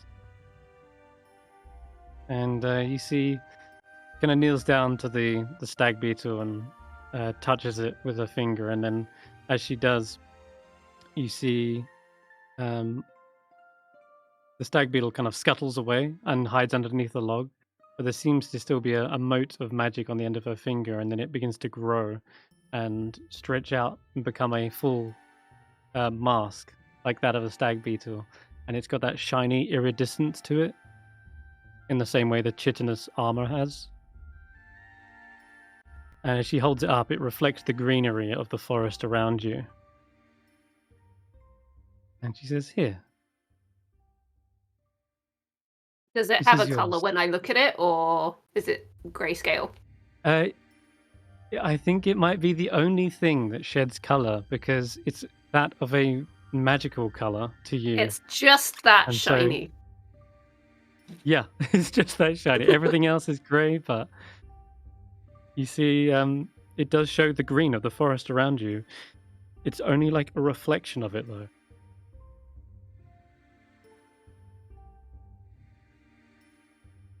And what do you do with it?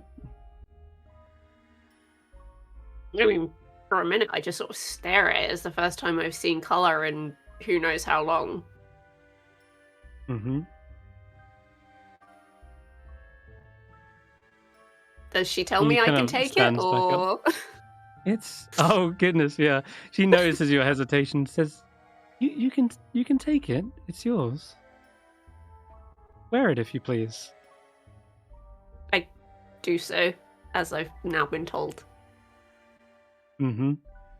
Well, not I quite put it on my as face. not quite told, but her wording is like "if you please," and I guess it's in that moment you feel like you're being told, but perhaps not realizing this is the first thing you've done of your own free will, because you do please to do it, and yeah, you place it on. You see the world around you is still very grey and drab, but as you look upon her, you see a great deal of compassion and kindness in her soul, and you're not sure just how you know that. It's just something you kind of reflect on your mask. Almost like you can see her emotion and how much she deeply cares for children. Almost like a fairy godmother-like figure. And she says, "There, that's better. I'm Zybilna, by the way. And your name is?" I'm Notus. "Well, Notus, I hope you see the world in a different light now. But if you're ever wanting to see it in its full glorious color, then perhaps look for that lost thing of yours. All right?" What about Kellic? "I think he's done with you, and I think you should be done with him. I He's a bad slowly influence. nod. Don't want his attitude reflecting poorly on yours, okay?" I nod and I stoop down to pick up the sword. "With that sword, I hope you find your own way." And with that, you see she begins to kind of wander off into the forest. And as she breaks the tree line, you see her form kind of flash away. And with that, you see the bluebirds begin to fly up into the air and scatter on the wind. And notice that is it seems as though you've been told to perhaps find your lost thing, even though you must remember the carnival will be, well, it's not long actually. Perhaps only a few more weeks until the carnival, and now's perhaps the perfect time to go back and get your lost thing. So with that, we'll zoom out, and we'll say that it is rightly like about 1 month or so from the carnival, as we go to the nearby forest, actually. But this is more of the farmland, and we are going to head to a rather large, notorious pumpkin farm on the edge of Kester. The handout for this. Hmm. Oh yeah, here we go. A notorious farm for its gigantic pumpkins. For some reason, they grow at an alarming rate and reach exponential sizes. And every harvest, there's like a little festival for who's grown like the biggest vegetable. And of course, the little old fellow named Madrick Rosloff is a name that everyone cheers as he wheels in on a wagon his gigantic pumpkin that just steals the show every time. And we see Garreth trudging towards this little pumpkin farm. And here you are. There you are. And yeah, you've come to visit Madrick as you often do. He is a source for many inspirations, stories, wondrous tales of his previous exploits as an adventurer, and maybe one day you'll learn the secret behind his wondrous pumpkins. But anyway, yeah, you see he is here, and as he opens up the door, he's like, Am I alone, by the way? "Oh, you could be, yeah. Would you be with anyone else?" I mean, do I have my friends yet or not? I think that's happening right now. Okay, This then is I'm the alone. event. Cool. Yeah. Okay. Cool. So Madrick sees you. Oh, Garreth, welcome. Come in, please. Good to see you. How How you are the doing, young lad? Doing as well as we can do. Well, Oh. well. Come back for more stories? He starts putting on the kettle. That, and maybe you can finally tell me the secret behind your pumpkins. Fairy magic, my boy. Fairy magic. I thought I've told you about all the fairies. And you see there are actually a couple of fairies hovering around, and they start pouring little teacups for you. My visits to the Feywild, I learned secrets of enlarging and reducing things. It's a rather simple magic once you get to know it. Little flick of a wrist.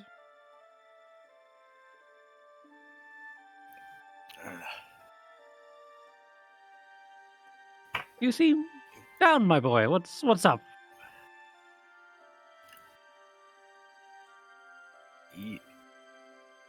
Just the same as the past few years, 8 years now.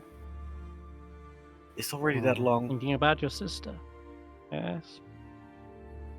You're thinking about Hannah, aren't you? Poor, sweet little Hannah. Terrible, terrible what happened. I should have been with her. I know.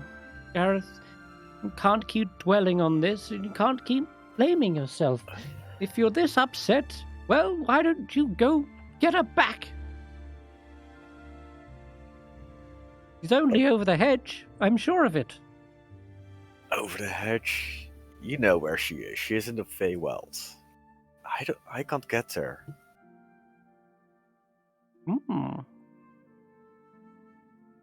Oh, but you can.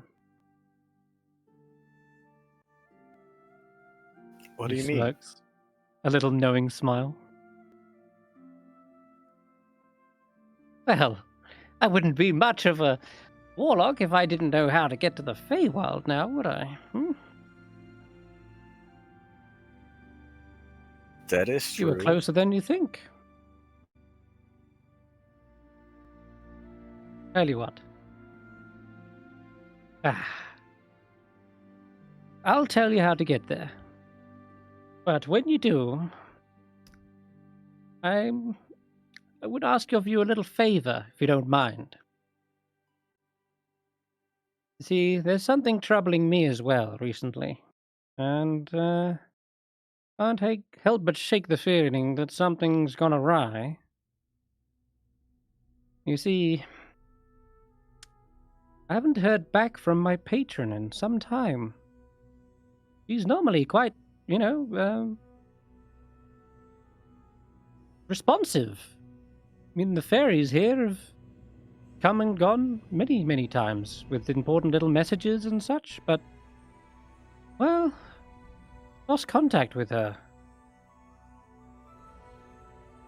And she's in the Feywild as well.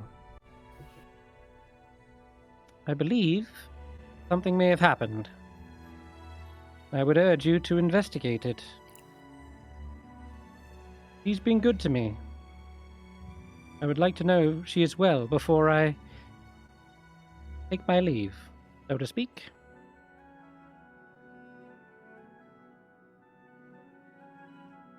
That shouldn't be a problem. I mean, if I can find her, maybe she can also help me find Hannah. That's the spirit. Well then. So I wouldn't call I'll this let you that know. much of a favor.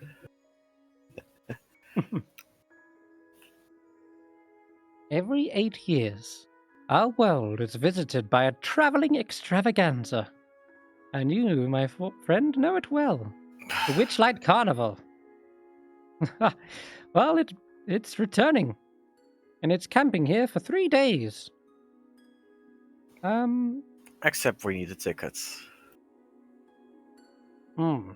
Yes. Well, this time perhaps you might want to acquire one before you sneak in. But there's a secret that the carnival harbors. It contains your only route to Prismere. A fey crossing, if you will. Seek out Zybilna of Prismere. Help her if you can, and return with proof that she is alive and well. And upon your return, well, all the hard-won earnings of my adventuring career shall be yours. And he gestures towards the shelves, where there's many a scroll and bag or treasure chest. Cloak. He's got like this dummy with a cloak on it. It's wearing this kind of leathery armor. He's got a glass case with a wand in it. There's a bag he's mentioned with beans in it that aren't for putting in the ground. Oh. And yeah. And there's gemstones and all sorts of treasure he's acquired. He says, "That'll be as a thank you, you see. And I do hope you find your sister. Would you walk with me, please, Garreth?" And Definitely. you help him up from his Yeah. Yeah, you help him up from his chair, his shaky little stick. He wanders outside, and you see the fairies kind of whizzing around, doing some sort of, being like little busybodies, and they like resting on certain pumpkins. They look at each other, they kind of shake their head. They look back at you, kind of giggle a little bit, and then fly around again.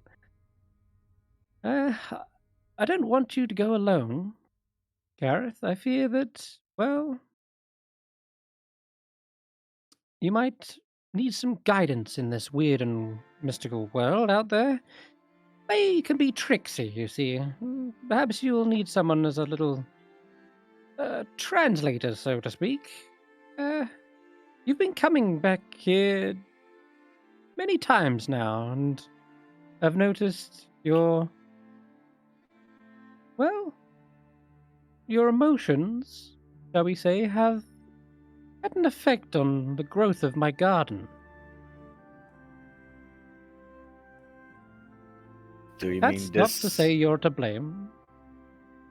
This harvest is a bad one? No, Garreth. Just a different one.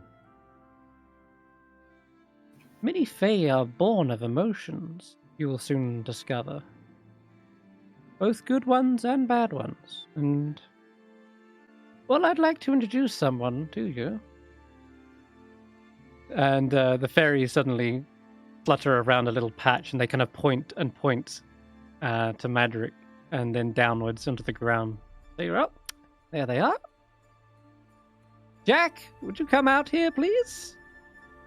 And you see a little kind of movement from some of the roots in the ground, and there's one inconspicuous little pumpkin that suddenly pops up, turns around, and you see the most saddest little expression on their face. And they kind of begin to drag themselves out of the dirt, covered in soil and earthworms. Oh, Here he is. Oh my goodness. Clean yourself up, lad. The fairy sprinkles some magic on them, and suddenly they are clean as a whistle. And an earthworm crawls out of his mouth, spits it. This is Jack. Jack, Garreth? Well, Hello, you Jack. know who Garreth is. Hey. Hi. Jack here is, well, he's going to help you on your little adventure. I hope that he'll keep you company. Because God knows, you need it, Jack. Hi. I'm Jack. hello, I'm a Jack. pumpkin. Are you okay, Jack? Are you okay with this? Oh. He looks over to Madrick. Hmm? Well? Jack looks up at you, and the sadness that you see in his eyes, well, it feels for a moment as if the sadness of you losing Hannah and this long loneliness you felt for the past 8 years, it's almost sort of, it feels like it's deep rooted in this creature as well. And as he kind of like walks up to you and like offers a handshake to you, Mm-hmm. when you grab a hold of his little roots, it's almost as if he like absorbs nutrients from you in the form of these emotions, and suddenly the sadness comes to the forefront. Hannah, 8 years, losing your sister, it all boils over, and the emotion runs into the roots of this creature, and you see they're kind of filled to the brim with this weird orangey sap inside of its eyes, almost like they're welling up with tears, and they kind of run down his pumpkin cheeks. It says, "Yeah, I'm gonna help you out here, Garreth. We'll find your sister. Thank you. We just have to follow the smell of sadness."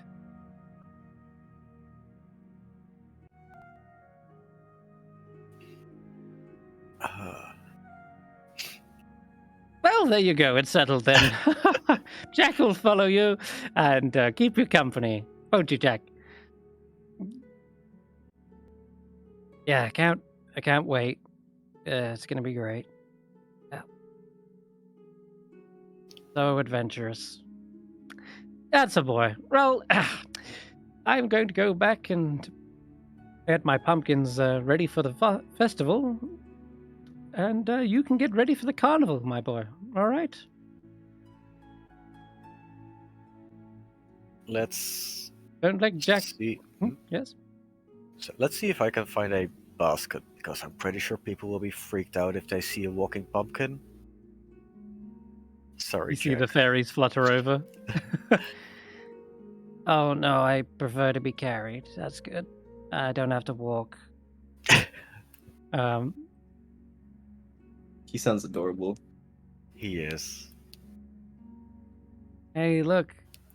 I bet your sister could have fit in a basket like this when she was that age. She went missing, right?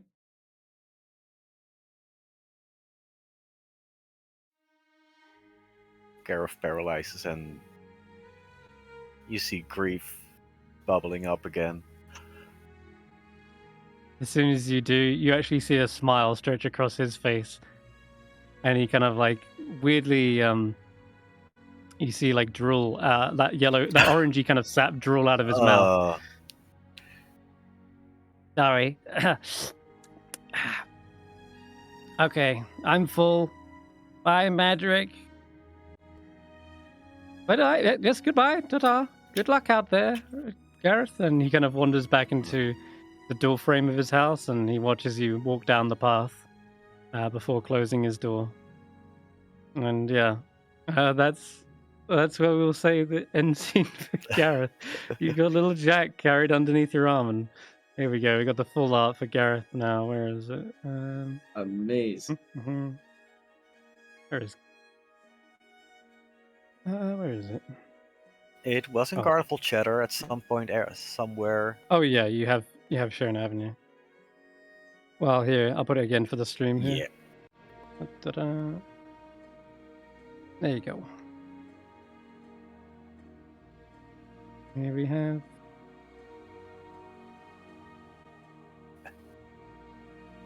There we go. I can't make it bigger for some reason. You can see it in the chat, can't you? Cool. Mm-hmm. All right. Well then, in that case, then after 8 long years, it's finally time to revisit the carnival, and here we go. Nope, wrong one. Actually, want to go here. Change up the music. Oh, real quick, can I take a long rest? I'm kind of beat up. Oh god, yeah, of course. Yeah, you would have had plenty of long rests. Please go right Alright. ahead.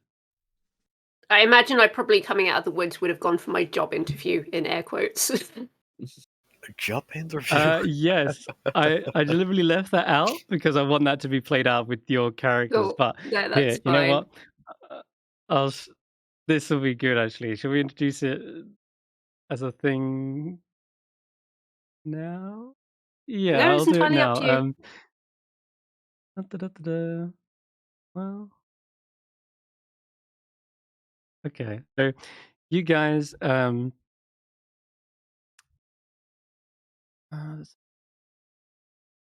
yeah, as twilight draws near, a large crowd begins to gather outside of the city of. We're gonna go with the city of Weep. There is a forest called the Outriders Run, I think, and near there's the perfect little forest to set up shop and everything. And it does mean that you guys traveling can simply get off the boat, head out of the city, and bam, you're there. And for those who are in Midra, there's plenty of roads that lead to Weep. It's one of the main trading hubs of Midra. And so, yeah, as you see the crowds gathering, more visitors catch your eye. And something about them suggests they're not the usual rabble. Mr. DM, Mm-hmm. do you think it would be possible to take like a 5-minute break? I gotta go use the Yeah, restroom. that's a good idea. Yeah, let's do that Yeah. now, actually. Before you guys Cool. reconvene, we'll have a 5-minute break. Stretch your legs, grab a drink, and we'll be right back. Thank you. Cool. Where's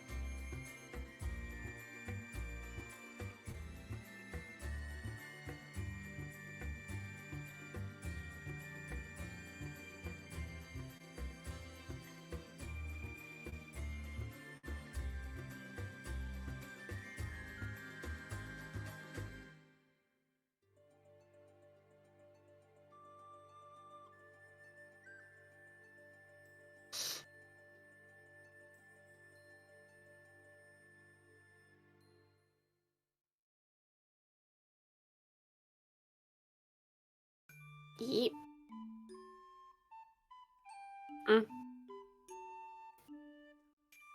I'm here.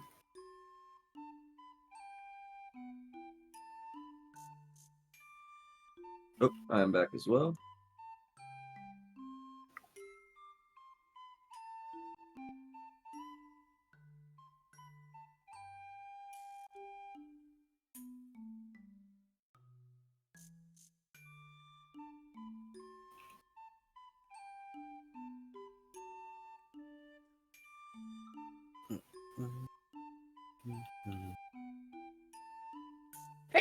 Ooh, excuse me. Bless you. Bless you. Thank you.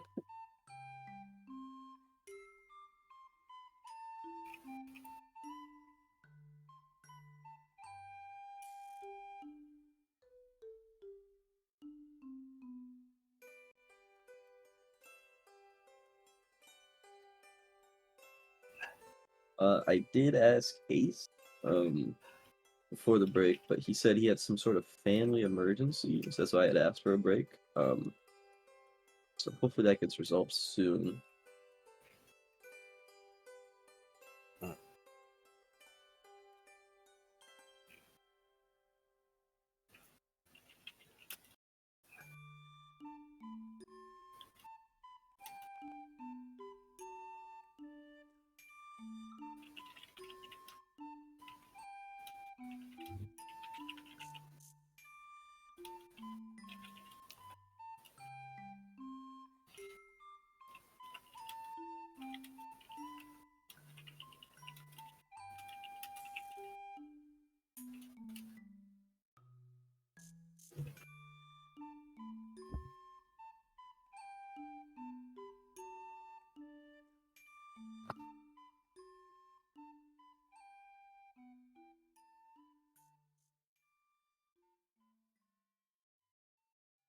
You said we were in the city of Weep?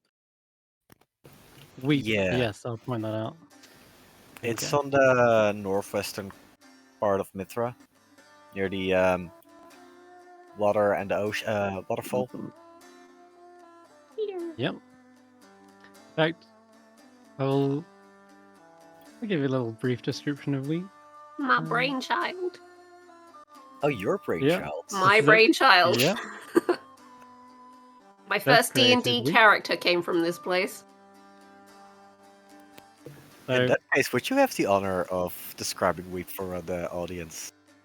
I will let Chris do that. He's far Okay. better at it. I ramble. I I've got- ramble.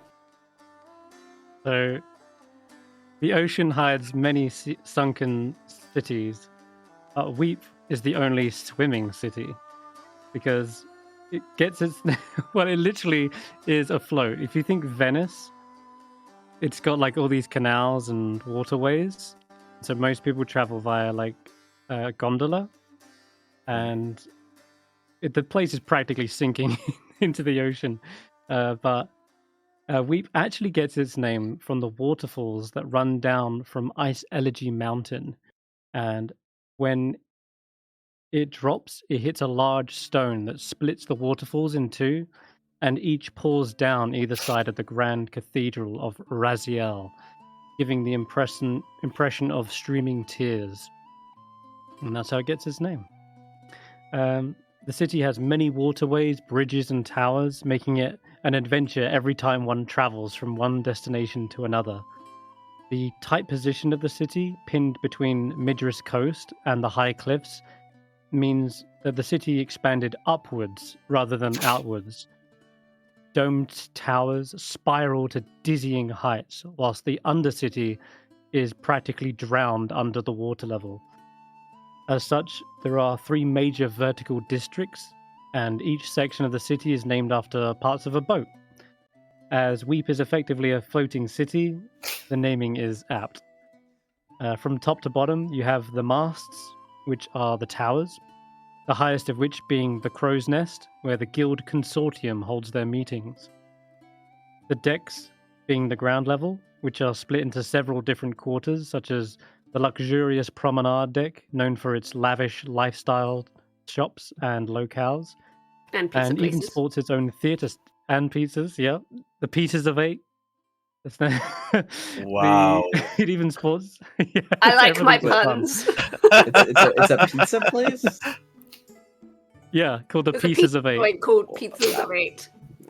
To note that there's Yeah. pizza. I didn't realize there's pizza here. All right. Now there Oh, is. hell yeah. Only in Weep. Only in Weep. It's the Weep. It's the Weep delicacy. It's the regional. Oh yeah, it's good.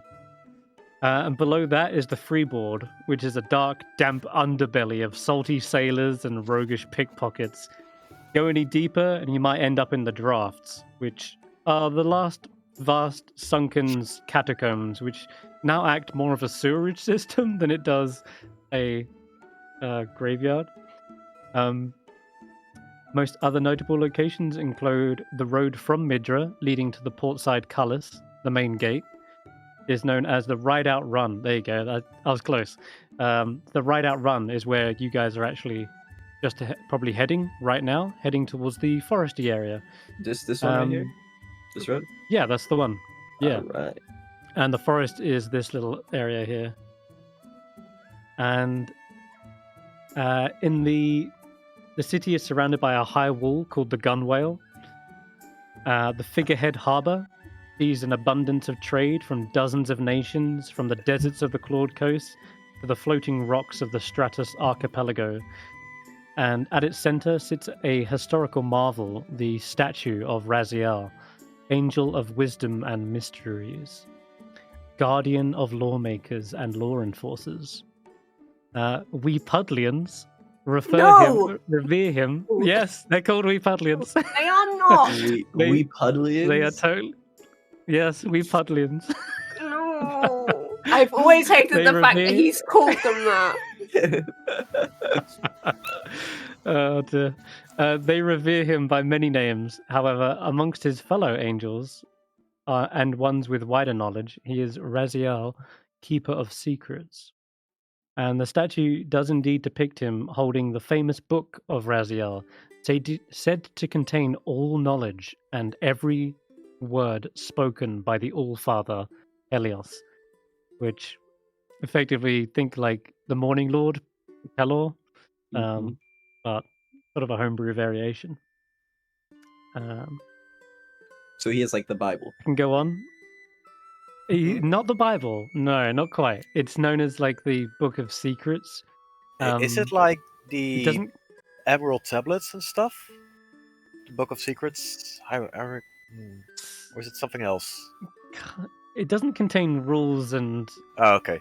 commandments. It doesn't contain rules, but it contains rather- answers. Yeah, exactly. Very vague Um, answers. So, not the word of God, but every word that God has spoken, effectively, Oh. and therefore it's like an omniscient like book that has all secrets and answers. The Captain's Log Library could probably tell you more, because they have another statue of him holding the book open as if to share the knowledge to all who visit. And the Cathedral of Raziel is found in the starboard quarter of the city and houses another towering statue of the deity, this one being set into a huge marble column, wings spread aloft and arms extending in a gesture of embrace. With his hooded face, he holds a sword in hand and a chalice in the other. Many citizens offer up prayers, hoping for the miracle of guidance to be bestowed upon them. Some have said that when this occurs, the scroll that wraps around the figure's lower half shifts and prolific words begin to etch themselves into the stone. The needs of many outshine the want of the one. This was advice gifted to the noble guardsman, Datan Montipot. But I could go on and on, but that is going into like a deep dive of everything about the city. So Sounds a little bit like a deep cult. dive. you get it. Is Ace back yet? Or shall we start? And hopefully he can join in. I would say we Think probably he's still muted? start. We'll just say he's like seasick or something. Ulric's just being quiet. Okay, gotcha. All right, in that case then. Yeah, you can put your little tokens up there. I've put your tokens into one folder now Characters. called characters, which actually makes it easier for me because I can drag the folder out and then. Oh, holy Oh, shit! good Not lord. that one. Oh, good Oh lord. my god! That's Who not Oh who my me. dragged the God. entire folder? That's the wrong folder. That's the wrong folder. It's still going. The whole entire monster manual is on the board now. That was the whole campaign. Good lord. Try that again. There I we mean, I don't know go. about you guys, but I'm terrified. I saw dragons. Yeah. Uh oh. What If that's our dragons? There's one little That's- sprite left. And there's a Hmm? wisp. Oops.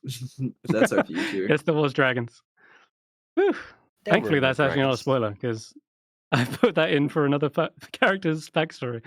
So don't you worry. Oh my goodness Um, gracious. Yeah, yeah. Oh, That was Ace told me Zax. he'll be back in 6 minutes. Okay. Alrighty then. So yeah, that's not too bad. We will jump to Witchlight again. Ta-da. Alrighty, so as time has passed, your hearts became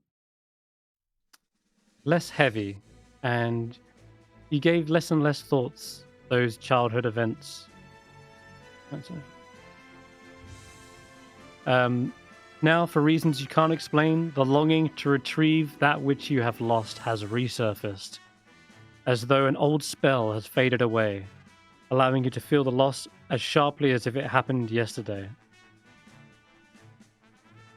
The Witchlight Carnival has returned, and you find yourself standing near a ticket booth by the entrance at twilight. Just as the carnival is about to open, you can see familiar faces already in amongst the crowds. There you meet others who look as troubled as you do.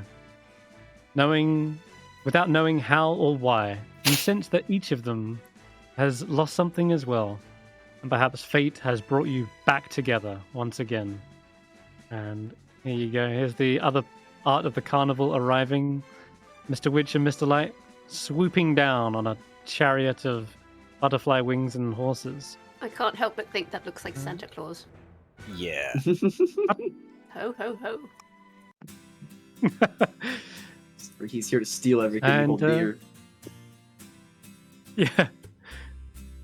So Ulric and Vaike there as a pair, as deliberately Notus is deliberately not on this because Oh, okay.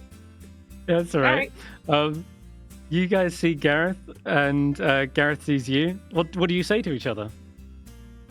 So I feel like Vaike kind of like blames himself for not being able to save Hannah because of his he missed. He sucked. There's no way to put it. So he'll see Garreth and be happy, but then also just kind of that feeling of sadness boils back up. Would I recognize Vaike? Because in childhood he had dark hair, Yeah. right? He did, yeah. Yeah, It's Vaike true. has dyed his hair. He's covered in scars. Wearing armor now. Very different. Yeah, I feel there's But no he way recognizes in you. there's no way in hell I would recognize Vaike at this point. I mean, Okay, sure, so you would I see a can Minotaur. see a Minotaur, but not all Minotaurs are related. It's rude to ask if he knows Ulric. Mhm. I'll say this I'll- then. There's a look of. Oh, God. Or yeah, I'll flag him down and be like, Garreth, is that you, Garreth? Do I know you? It's fake and Ulric. What? Remember 8 years ago? What happened to you? There's no way you're Vaike. Oh, better question is what didn't happen to me. Yeah, I'm Vaike. You know, remember we saved Juniper together, snuck into the carnival, lost your sister.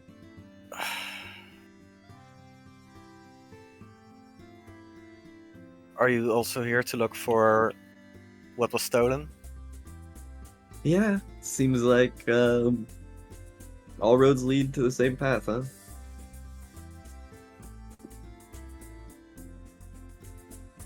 And at that point, But if you're you Vaike, see- then that means Yep, that's Ulric. He's a little seasick from the ride over still. Hey, Ulric, Doesn't do quite well with water. how do you move? How do you move? Did you just say? Yes. Oh my goodness. Oh lord. Well, you see, he kind of like gives a I'll probably try away, to make a but joke he's of, to make a bit light of the dire situation we're in. Quick, you're Oh, seasick. perfect You timing. don't like water. And Garrett just said, "How do you move?" How do I move? Yeah. I'm seasick. Yes, you don't like water. Bleh. Like that. That's perfect. Oh, Are you guys?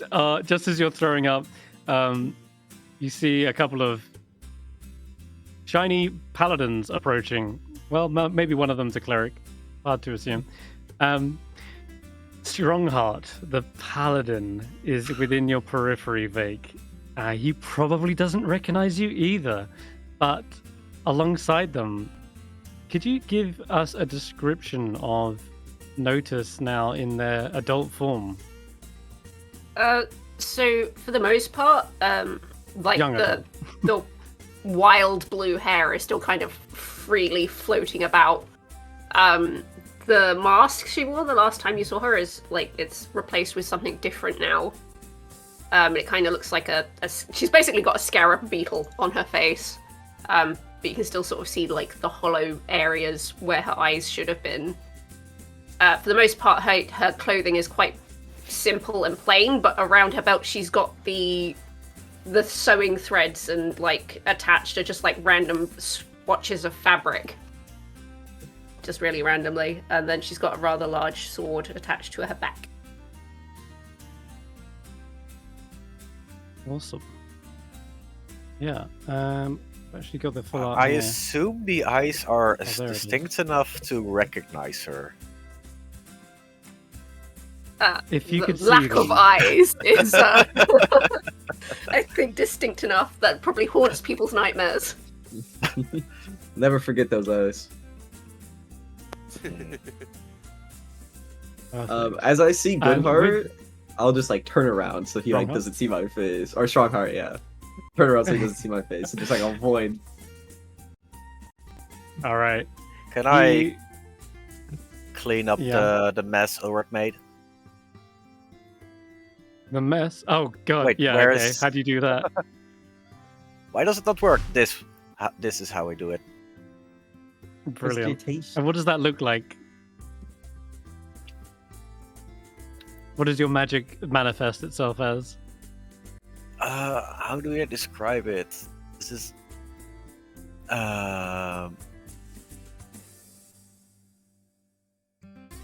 Do a bunch of little fairies appear and with mops and brooms and buckets of water, or no, it's Or like does I it only sprinkle some dust on it to absorb the puke, okay. and then it vanishes in thin air. Hmm. As Garreth approaches you, Ulric, and is cleaning up your mess for you, there is this. The smell of sick is immediately replaced with this sweet smell of cinnamon and gingerbread. Oh.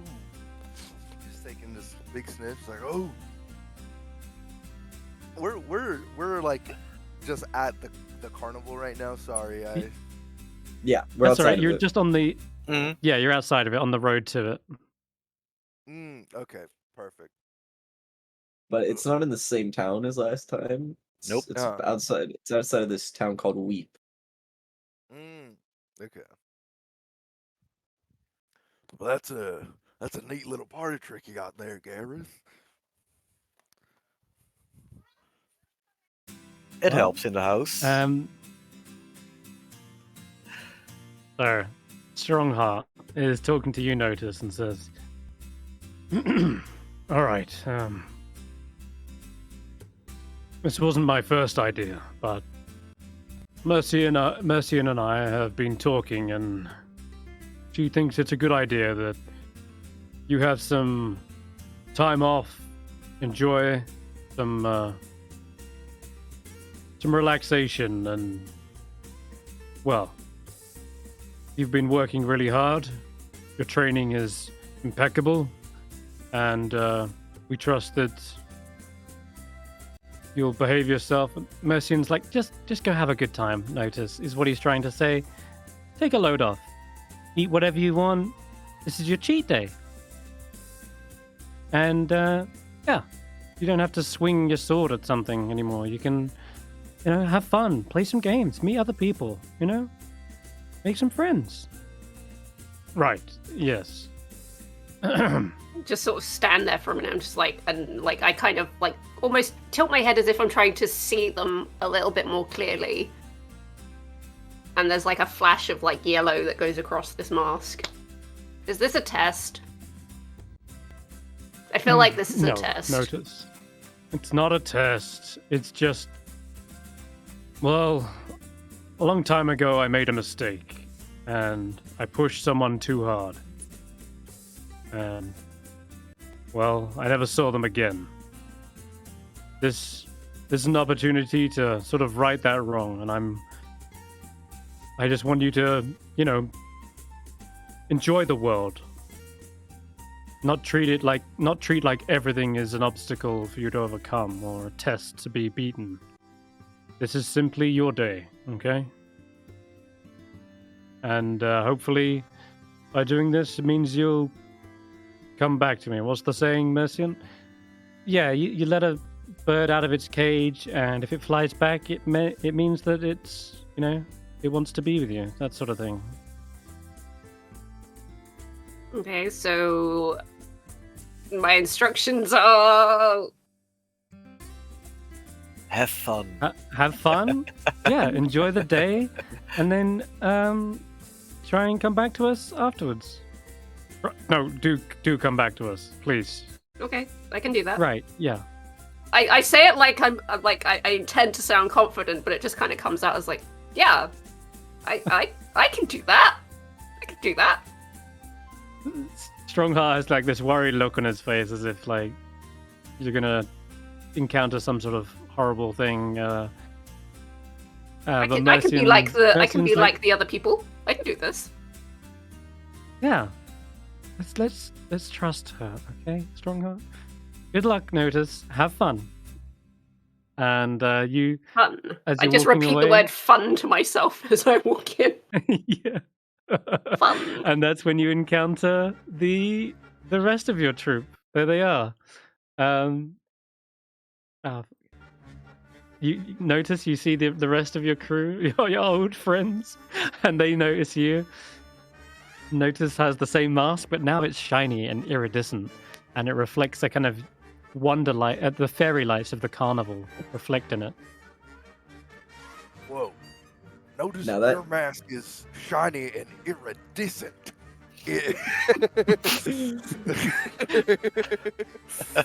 Oh yeah. Thank you. Is that the Notus? Is that who you are? She's Yeah. hard to not notice. Oh, How are you? I'm good. Long time no see. What that a- was funny. That's fair. That's fair. Yeah. I just look confused. Like it's again the slight tilt of the head and the yellow goes across the mask. Like what? What a coincidence! We're all here together. Are Who you would've also here thought? to look for what was stolen? I am here to have fun. Oh, That's what you do at a carnival, right? I mean, the last time we went to the carnival to find Juniper, would she be here still? It was partially fun, right? I remember it being partially fun. It also partially terrifying, but It was terrifying. it was terrifying. Yeah, it was terrifying. Yeah. I think we can all agree it was terrifying. oh dear. Well, So we paying We- to get in this time? Absolutely, 100%. Definitely. Yeah, we're paying this time. You hear another voice behind you say, "Yeah, it was terrifying. Hey guys, good to see you." And you see a gold dragonborn behind you. The scales are reflecting in Notus's mask, but you don't know who this is. You have no idea, but they seem to be like, "How you been?" No clue who they are. All I can say is, oh my god, so cute. Oh, yeah, I've been good. Hey, Vaike, who's this one again? I have no idea. I'm going to use the power of deduction in this case. Juniper looks very different. Sick. Oh, Juniper! Juniper, you're a lot more yellow. Oh, And not so soft, No. and I pat her on the head. oh no, sorry. They kind of like their cheeks go like flush with embarrassment, and they're like, "No, I'm not Juniper. I'm really sorry. I must have confused you guys with someone else. I'm sorry." And she rushes away and runs into the crowds. Later. You have no clue who oops. they are, but they seem to recognize you. But maybe they did get you mistaken with someone else. Well, I'm sure Juniper's just busy. Is there any indication this Hmm. possibly could be someone from our old group? Well, They I think I'd remember if we had a little yellow buddy walking around. I would too. I'll admit there's a few things I don't remember, but I mean, I remember all you guys, kinda, but I don't remember you all being this tall. I feel like we were definitely smaller when it happened. Wait, are you the same height, Notus? No, Are but I you- imagine from oh. the size of you guys, you're probably a lot taller than I am. yeah, you guys are a bit taller, I think. Do you settle on a height, Notus? No, but judging from the size of the Okay. sword I carry, I am pretty small.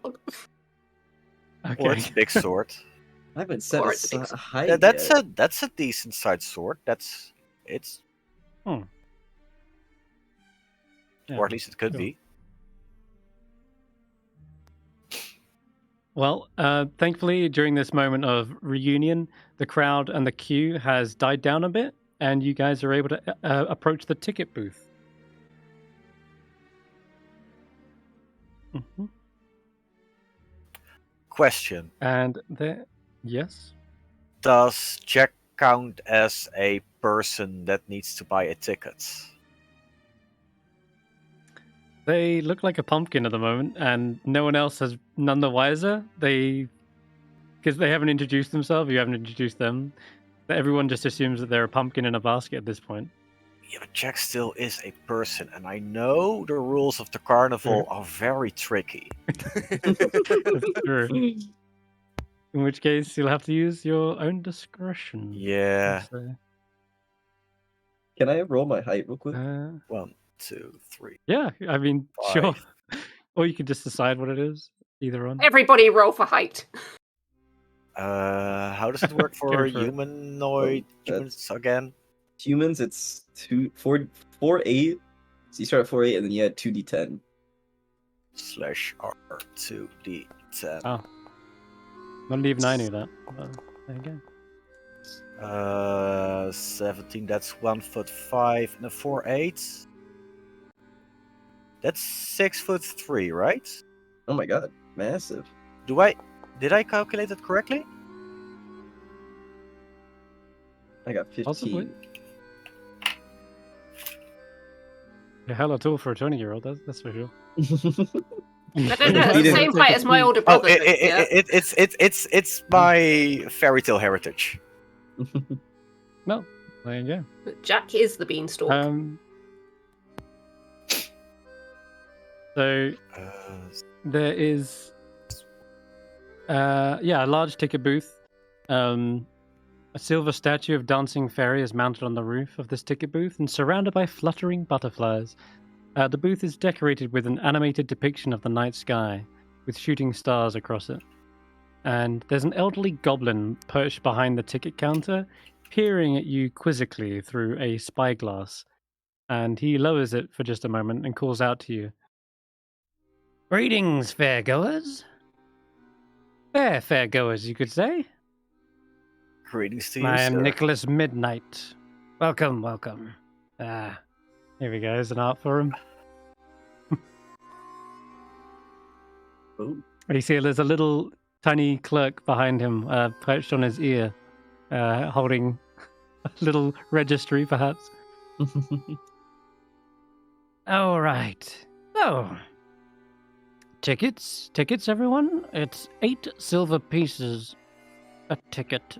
A child costs 3 silver pieces.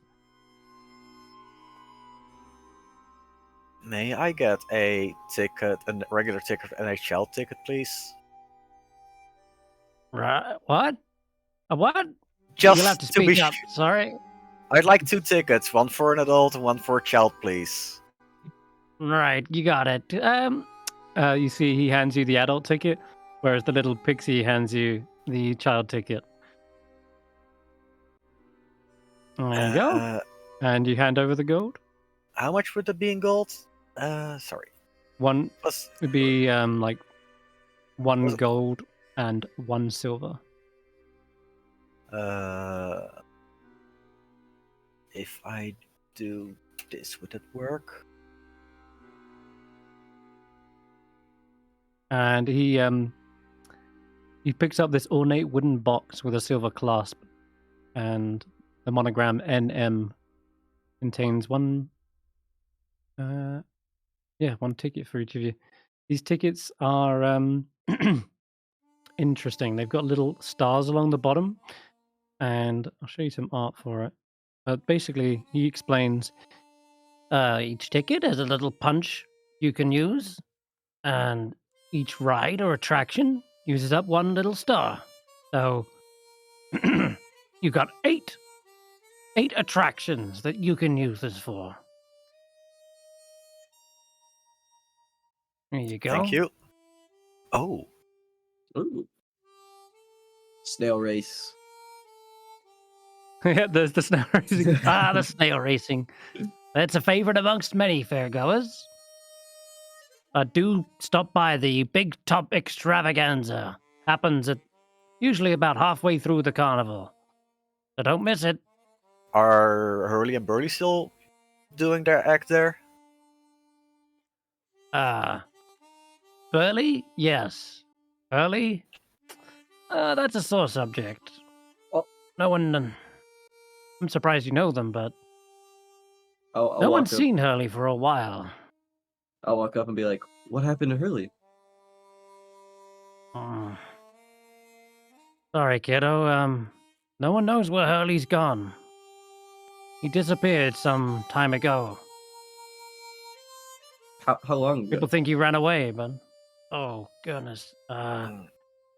About 3 years, I think. Mm. He was here last carnival, but sometime in between, he, I don't know, maybe it got to him. Y- I'm not sure guys- what happened. Do you guys not stay as a group after the carnival, or do you guys all go your separate ways and only get together during the carnival? Oh no, we travel from realm to realm, and what was our other? We stop off in every realm we can, so the carnival never stops. Mm. We get some break in between, but we're then preparing for the next go. But I think he disappeared around sometime. He went to the Shadowfell. Oh. But yeah. Sorry to put a downer on it, but while he's still here, he'd be Happy to see some fans. In fact, Definitely a fan. it'd make his day, you know?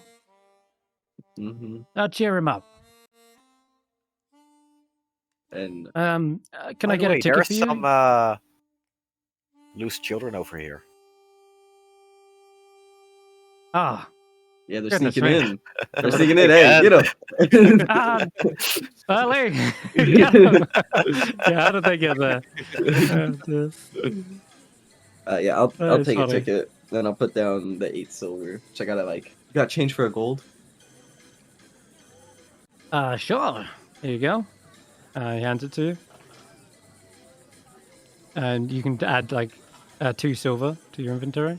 Yeah. Now, I Just noticed that hold. Ulric has 15 gold. You should really have 0. Let's just get rid of that.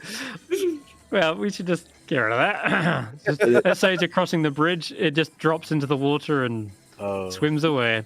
You're like, you sure you brought some money for the trip, but damn, you know what? You must have spent it on some pizza and weep. Oh man, they're really expensive. Mhm. Now, he does look at you, Ulric, and saying, as you're like searching for your coin pouch and like pulling it empty and showing its insides out, as well, there's another way you could pay. Oh yeah. Yeah, it's would you mind handing me the? Yep, thank you. And the little fairy hands down some sort of like contract, little pact, and he says, "You can make a Fey pact with me, Nicholas Midnight. It's a one night only kind of deal that ends when the Witchlight Monarch is crowned. But during the events, you must stay true to the pact.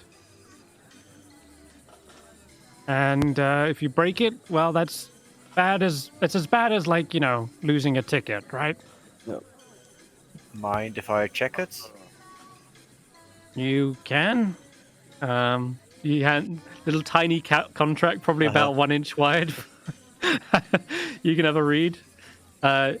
You can actually choose from among different packs. Something like you must not willingly tell a lie, or you must perform a short dance whenever you hear someone say your name, or you must carry around a small pumpkin as though it were a precious egg. Oh my god, I shit you not. What the heck? Oh my god, I can't believe that's a thing. Oh shit, you know what? I should totally retcon and be like, oh, I see you're already wanting to do the Fey Pact. You mustn't be new around here. You must must know the supplied my pact own already. pumpkin. Yeah, that's amazing. I can't believe it. That's crazy. Garreth, you can add the 2 silver back to your sheet, or the 3 silver back to your sheet, if you want. If you want to go buy this, you can literally keep the gold and sign the Fey Pact instead. But I am so on and so forth. not gonna take any chances with what's happening. Oh my, Oh, good lord. that's Fey talk. That's Sylvan. That's- Sorry. That is not. Why can I not read it? Oh, I should be able to read there it. you go. Here's the. Yeah. Okay. There you go. There's the common. Common one. Flip it over. There's the common. Yeah. Yep. Oh, I should be able to read so- Sylvan. That's. Oh. Ulric, if you don't want to do So- it, But I'll pay for you. It's fine. I'll pay his ticket, and it was 6 silver, right? 8. 8. 8. Yeah, no, it's 8 silver for an adult, 3 for a child. And there's 8 things on the contract as well. But yeah, you can pay for his ticket if you'd like. No, Garreth. I got All right, it. I got fair it. enough. The pixie looks a little bit dejected, like, oh, no one ever picks the pact. I know, one day. And you? I see you've got a fantastic costume. Are you paying for a ticket? Notus? I would like a ticket. And I just There put you go. a gold piece down on the counter. Oh, okay. He hands you back 2 silver pieces. go. And yeah, you can deduct 1 gold. There you go. Mhm. Sweet. And he says, well, enjoy. And oh, wait a minute. See that fellow over there? It's a big old tree, I know, but they're friendly. They'll provide you with your butterfly wings, okay? His name's Northwind. Northwind. And that little squirrel they've got, that's Red. Red. Notice you immediately recognize that squirrel. That's the one Juniper was chasing. Oh, Whoa. Yeah. All right. Have fun. Have fun. Step right up. Who's next? oh, Notus, speaking of, how Okay. is your crafting going? My what? Sorry. Your crafting. I remember last time you made these fancy butterfly wings. Oh, yeah. I help my dad sometimes, sort of cutting patterns and sewing things together. Not Yeah. so much recently, I would say. Yeah. Recently, you've not had time to go back to your father? No. But that's why I've just said it's just Yeah. like cutting patterns and things like Okay. that. 'Cause Gotcha. Alrighty. Okay, oh yeah, I should add to your character sheet 1 ticket each. And I And saw I'll give objects. the. I'll put both tickets in the Yeah, basket. With Jack. and I saw Notus talking to Strongheart, right? yes, you did.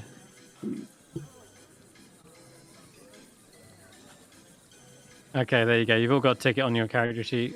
So whenever you do a ride, you can click that, much like the dandelion, and it will use a charge or a stamp. So there you go. Okay, so Northwind.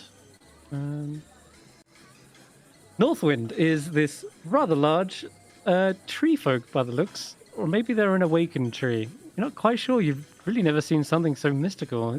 It turns around, and you can see there's a little pair of butterfly wings on their back, and there's a group of children gathered around them. And as he's shaking his treetop, you see these sycamore seeds falling to the ground, and they're all trying to catch one. And you see the little squirrel look up at you guys. It like itches its whiskers for a moment, and it says, yo, wait your turn, hold on. Just a moment. Northwind will be with you in a minute. The kids are like grabbing them, grasping them, and you hear them like whispering something to each of the sycamores. And then they kind of toss them back into the air and they flutter away. Northwind looks delighted and charmed by this spectacle. And as he turns to see you, he says, oh, hello! And who might you be? Carnival goers looking for a pair of wings. Of course, yes. Here you go. And he hangs from little hangers on his branches. They lower, and you're each given a pair of butterfly wings. And he says, and would you like to make a wish? Wish upon a sycamore seed, perhaps. Oh, me. Me-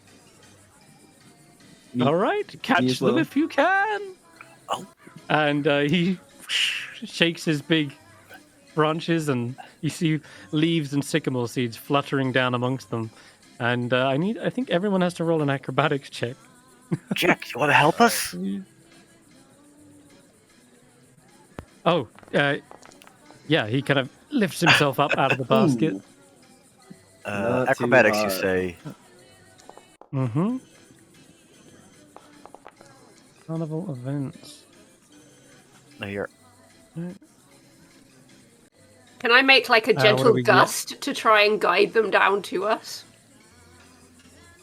Yes, you could. I would allow someone to re-roll their acrobatics check if you Who want failed? to help Is them that the out. Is that the only person that failed? Vaike is the Yeah, Vaike is Vaike the only person who failed. Alright, I'll try. to What's so reroll. you can DC? re-roll, Vaike. It's Also- about that, what you just rolled, actually. Okay. Oh my god, you all succeeded. Vaike, you're having trouble. They're like falling in unpredictable patterns, and when you do get a hold of one, it's almost like it slips out of your fingers, and you see there's some sort of greasy palms over Oh. your hands, and that hasn't happened for a long time. but for some reason they're getting all sweaty again, and sometimes you just can't hold on to things. But suddenly a gust of wind shoots one into your body, and you can just pick it off of it, and you've got it in your hand now in your grip. And you see the gust came from Notus's direction. Thanks, Notus. I'm just inspecting my sycamore seed. There is a little green glow that emanates from it, and he says, "Oh, quickly, quickly, grasp it in your hands. Whisper close your wish, but don't tell anyone." And you see, very much like the kids before, you can lift it up and whisper a wish to me. I say to me, because literally I want you to message me on Discord privately your wish. And I'll give you a moment to do that. Oh man, what do I want?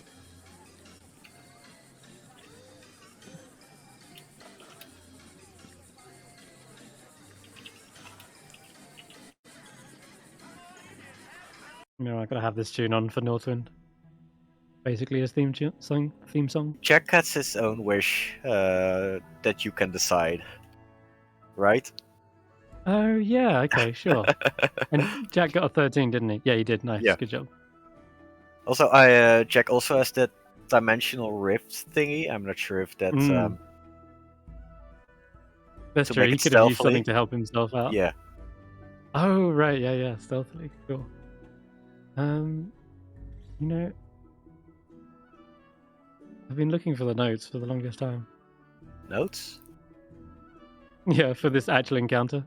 Oh. I remember it so vividly, so I've just been running it off the back of my hand. I've actually got the notes in front of me, but I'm pretty sure that after the catching one, you're each given a gift of Northwind. So I'm going to drag that to your sheet as well, I think.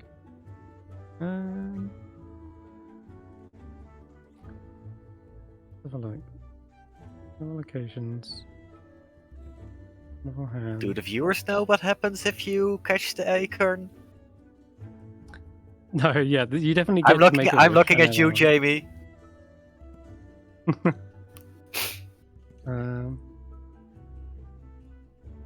one. 100.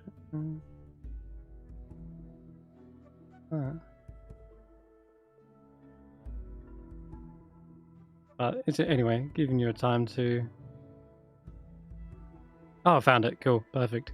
Okay, so you've caught the sycamore seeds. You made the checks, and the creature that catches the seed before it touches the ground receives a gift, and you can roll. Each of you can roll a d8 as well, please, if you would. 3. Okay. Oh. 3. Roll of 1s and 3s. Okay, I and got so a 1 for Garreth and an 8 for Jack. did any of you roll an 8? Jack. Jack, amazing. Okay, so Jack gets Northwind's gift. Perfect.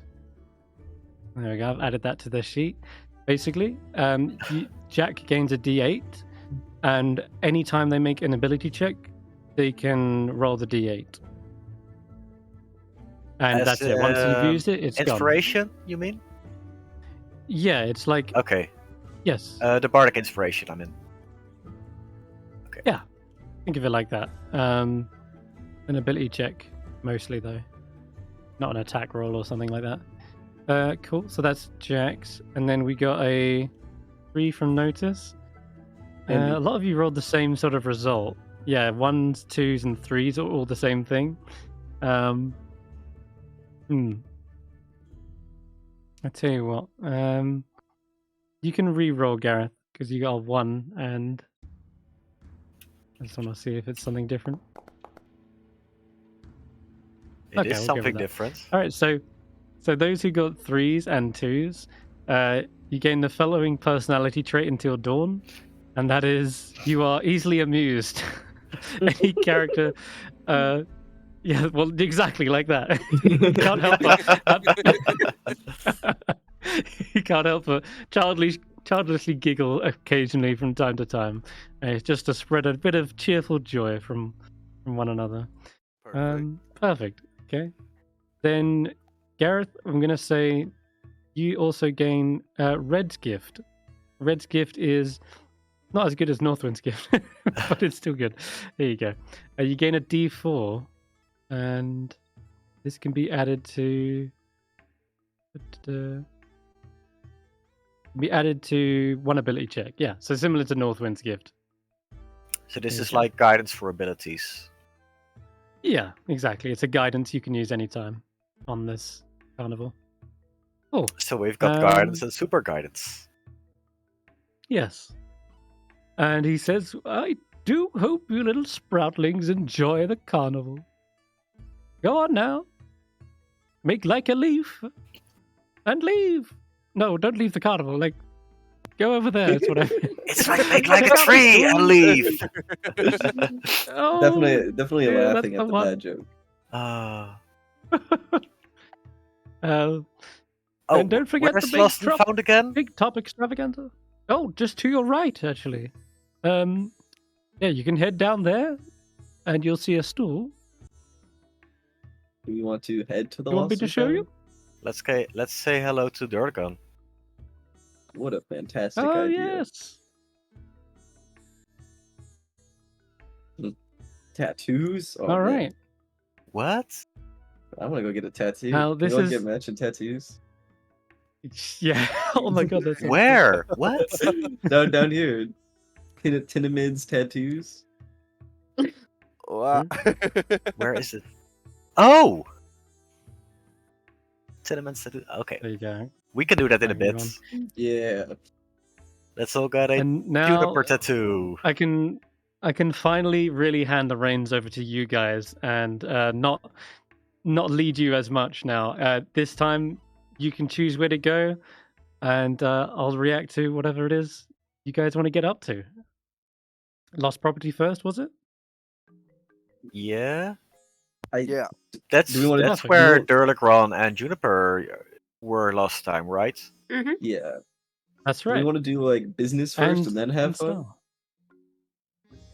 Yeah, but I think we could get this out of the way first. If we're gonna say a couple of highs and hellos, then we could go and Yeah. play, go and have fun. Okay. All right. Outside the lost property wagon is the large feline creature with a midnight blue fur, Durlagron. She has the pair of tentacles extending from her shoulders, wearing the fake butterfly wings, and hanging from their collar is the small wooden keg. The creature is roughhousing with two young boys at the moment, and one boy squeals, "Again, Durla, again!" whilst the other hangs onto the creature's neck. And he looks over towards you guys, and a toothy feline grin stretches across her face as she sees you. You may be all grown up, but I still recognize all those who have come under my care. Delagron. Good to see you. I'll run over and give him a big ol' hug. She wraps the tentacles around you and gives you a hug too. You see her whiskers have kind of turned grey in the past Aw. 8 years. Oh my god. Um, Where's the little one?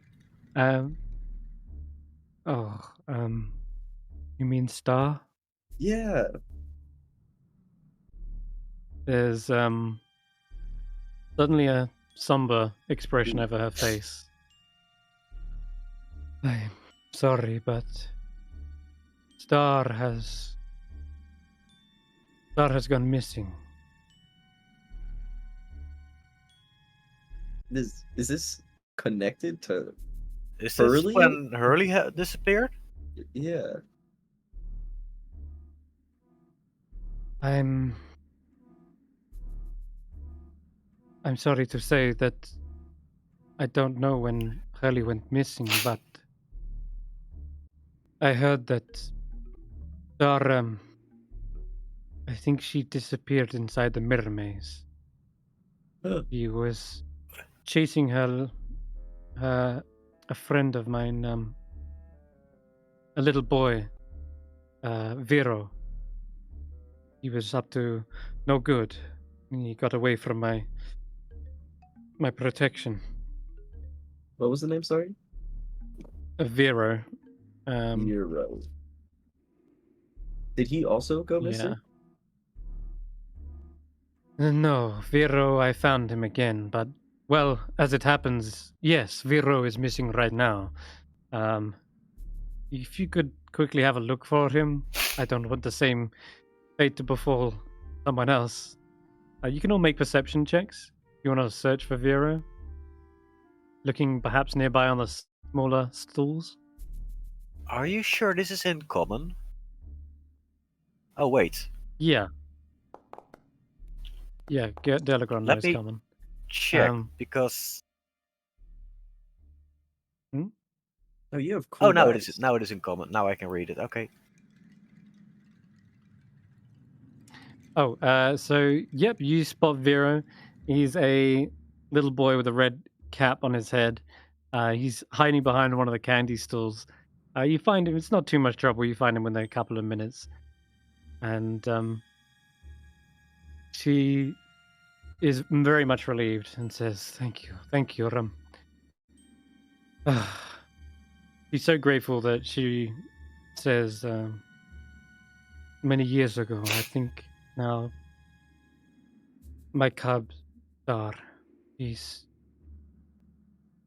went into that maze. Vero grabbed it, the mirrored ball. She pulls and retrieves her favorite toy. Do you remember the mirrored ball? She was like pouring around.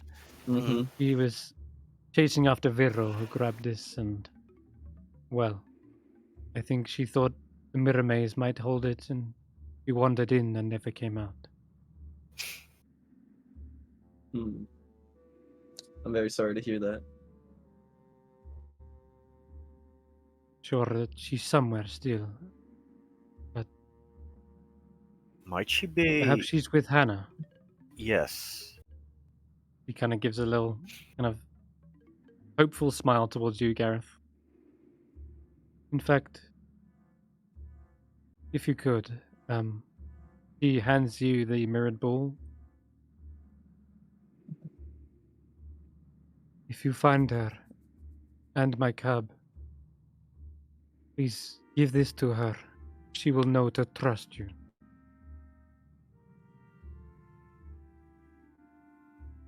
You can add that to your inventory, like a little mirrored ball. Mirrored ball. Oh, yeah, you got it. and you can. Yeah, I'll do that.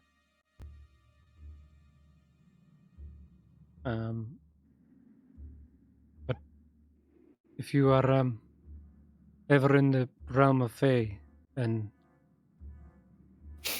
please ask after her. Absolutely. But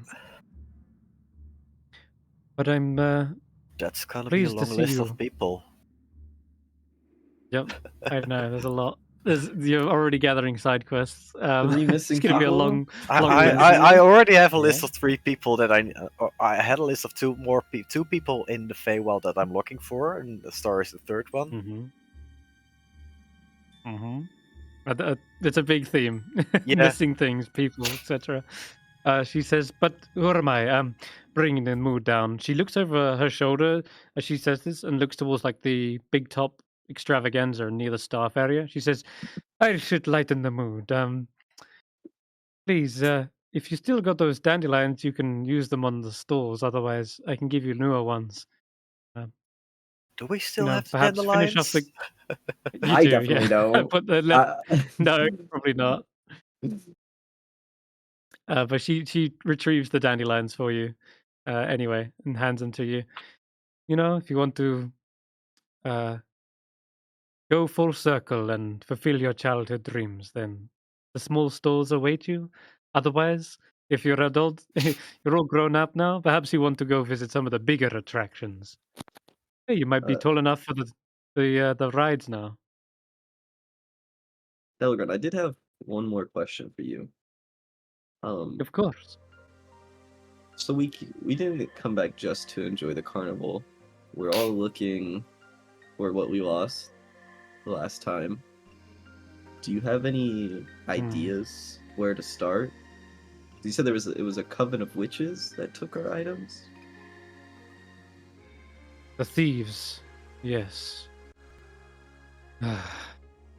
I tried to explain it to you when you were younger, but the coven, they employ a thief here.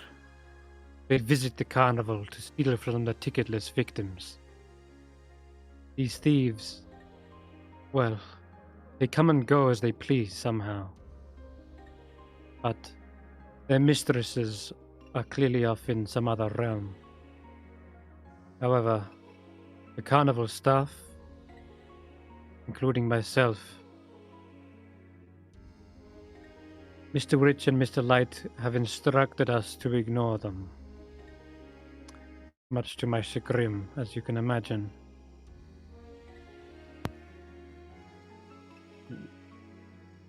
But Do you it's have any- gotten too much now. I mean, even my own cub has gone missing. These thieves are clearly stepping over the line. I have a right mind to step up and stand up to the pair of them. Mr. Witch and Mr. Light, that is. How is But they run the show Juniper? after all. Oh, Juniper? Is Juniper still okay? Juniper was doing just fine. Her owner, she came by and picked her up, and she's, well, happily with them, I assume. They went back to the Feywild. Oh, Oh, Wait, Candlefoot did you ain't- think isn't there- Juniper oh. was part of the carnival? yes. we were absolutely. hoping she was.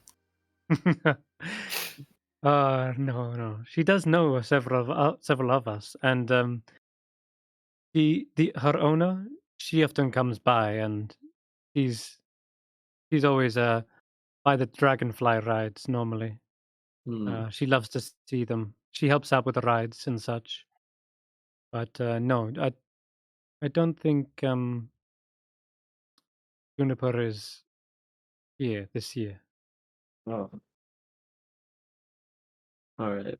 Sorry for Do the more bad news. I know. Well, I'm if sorry. her home is in the Feywilds, then we will encounter her soon enough. I'm Do sure you of have- it. It's not like there's no one we need to look for. Mm-hmm. Do you have any idea where we should start looking for a way to the Feywild, Delagron? If Seems like Star you run- disappears in the Hall of Mirrors, then that would be a Yeah. great place. I hate that place. Preferably not that place. Well, there are many other denizens who perhaps know more than me, but if the Hall of Mirrors does hold some sort of secret, I'm sure Candlefoot knows. He's the one who works outside of it now. Mm, You remember him? He's the one who Yes. took care of Juniper. Yes. Oh, he isn't at the Although- storytelling booth anymore? No. She awkwardly says he's had a hard time telling stories recently. oh, I'll let Is him he out tell of you. inspiration? He was such a great show you. storyteller. That sounds ominous. mm-hmm. Yeah, she says I'll let him tell you all about. Show you us, all about yeah. it. Yeah, Mm-hmm. All right. but Thank now you, you know the Delagron. Candlefoot is over by the, of course, and she pats you on the shoulders with little tentacles and says, "Good to see you again." You too. She smiles. All right, I want to go to Beholder Bash. Right. I need my rematch. That's all I want to do. Okay. Bash of Beholder is still there. Mhm. Absolutely. Is it the same guy? You can make. Sure enough, it is. Yes. Like, hello, young man. Well, step right up, I guess. I'll get the big hammer out, and he hands you a massive mallet. Yeah, you can make a series of attacks. Can't use the mallet. And if you Throwing miss it to any, the ground. oh, okay. I just still gonna can't use hold a your weapon. shield? Yeah, I'm just gonna use my fist. Oh punch yeah. Yeah, I'm just gonna you punch can him. toss. Okay, perfect. Yeah, roll an attack.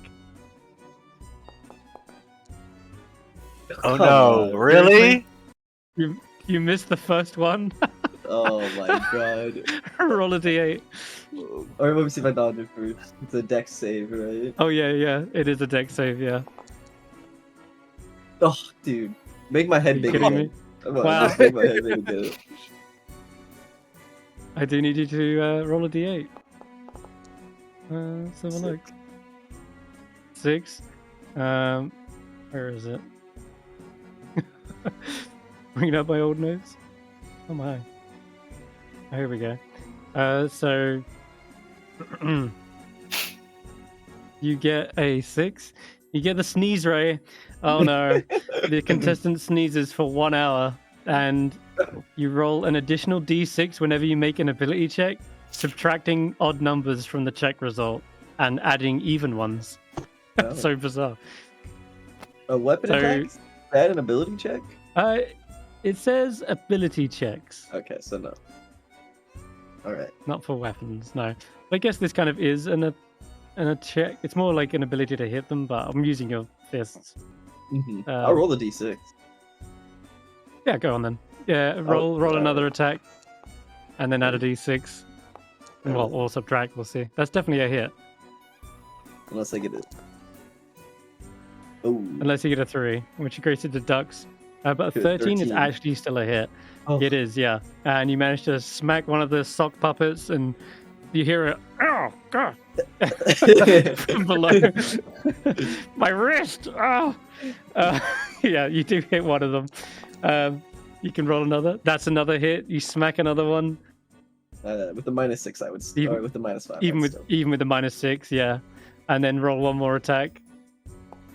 We'll see if you get this one as well. Oh no, that's a miss. Roll a dex hold on, save. Let me roll a d6 because I could get a 6. Oh yeah, sorry. Yeah, that's true. There we go. Hey! Oh, okay. So as you sneeze, it just like propels your lunge forward, and you almost fall into the stand. But you punch deep into the hole, like deep enough that you hit the person underneath anyway, and that counts. And he's like, "Oh, I'm getting bruised down here." And sure enough, that he's like, "Just take the prize already." Yeah, that's 3 hits. Redemption. And, you get a, what is it? Let's have a Is look. it the giant gauntlets again? It was the giant's gloves, yeah. Do you want them? You got any other prizes in the back? Well, it's either that or you can have a roll on the Feywild trinket table. I'll take your one choice. of Gloves. those. 100. Yeah. So on the table, the rollable tables, you should see a rollable tables folder, and then you'll see Feywild trinkets. And then scroll to the bottom of that window, you'll see a roll button. Yeah. There you go. Sprite skull covered in ink fingerprints. Whoa. There it is. There it is, your prize. This A is kind of mystical sprite skull. this is gnarly. Yeah, I'll put that on your sheet. Yeah. There you go. Hey, Notus, could you like string this into a necklace for me? Then I'll hand Notus the skull. Yeah. I literally will just pull some thread off one of the bobbins on my belt. Okay. Perfect. And then can I wear it as a necklace, like a little skull? Yeah, absolutely. All right. All right. You have bested your childhood nemesis. I think we can leave The now. I think beholder that's is bested. all we came for, right? That's all we needed to do. We can go now. We're good. Yeah, we're done. Perfect. Mr. DM, I think your mic is kind of staticky again. It's My not bad. as bad as Sorry about usual. that. Okay, yeah, this is way better. There you go. Fixed it. Thanks. Okay. What's next, guys? I I want to go to the rhyming thing again. Oh no. Oh, okay. Ulric and Yeah, Garreth, sure. the rematch. You want a rematch? Come on, Garreth. Want to join us? Vaike? Words are not my strong. And Telegram Notus. says you can do the rhyming one again, or you can do one better. We've opened up a section on the far west of the carnival known as the Gnome Poetry. And yes, it's become quite a hit. You can do either one really. So you can do the similar sort of mini game where you rhyme together as a group, or you can go to Gnome Poetry up there. They're slightly different, but you can choose either one. We could try the no poetry in a bit. How about this one with what time is it, Mr. Witch? Yeah, that's a thing as well. In fact, I just take you back to the old Lost Things stores. Okay, here we go. Memories. Here we Got go. that green- Memories, even though it was The, 1 week ago. the green frog thing. Yes. Okay, here you go. The green So you can do thing. what? We're gonna get them next time. Mm-hmm. Good luck. Okay, Uh, Mr. What oh. time is it, Mr. Witch? You can do that if you want. Yeah, we could do that. Or do you want to do poetry first? What's it called? I'm fine with either. Widdershins rhymes. Okay, in that case, then we'll do the Widdershins rhymes because it will be a good little warm up for you if you do decide to get the gnome poetry. All right. Sorry, I Okay, was so distracted. who's participating in the rhymes this time? Oh, we're gonna do the rhyme still? Okay. Yeah.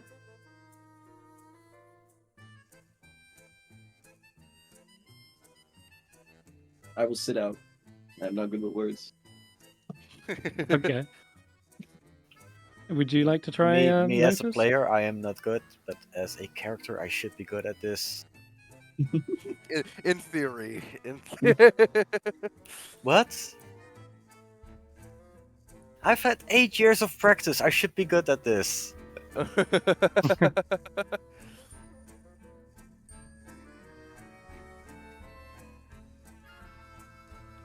Oh, Is Steph, Notus? You want to play?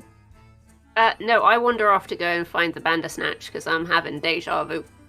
Ah. Okay. If we're all gonna do our thing, then I'm gonna go find the Bandersnatch.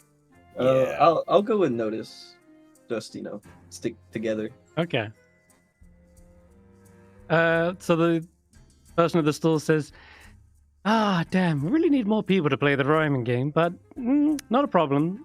I'll say that try with the gnome poetry. That one you can do on a one-on-one. All right. So, okay. So we'll say you head over there. And Wait, can Jack participate? what? Jack can definitely participate. Jack- Yeah, but Is able to participate. okay. But the question is, does Jack want to participate? And two, would the people know that Jack can participate? That's true as well. I guess. That's true.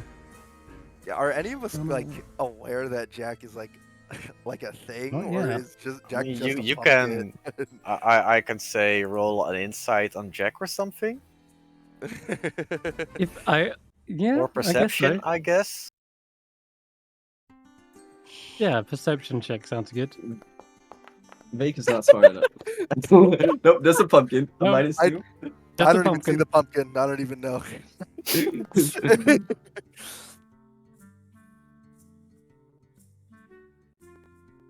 Hmm. You said is this perception. contested? Is this contested by Nope. stealth or deception? Yeah, we'll go with stealth It's a nice pumpkin. because he's trying to remain very still. Okay, that's a 19. Oh, No one knows that Jack is. I got roll Yeah, no one 6. knows that Jack is actually. Oh yeah, you do, don't you? Sentient. Hey, it's a Hey, 12. That's a 6. Well, Jack has got a 19 on his stealth. He's super still. Like when he remains very still, he's indistinguishable from just a carved pumpkin.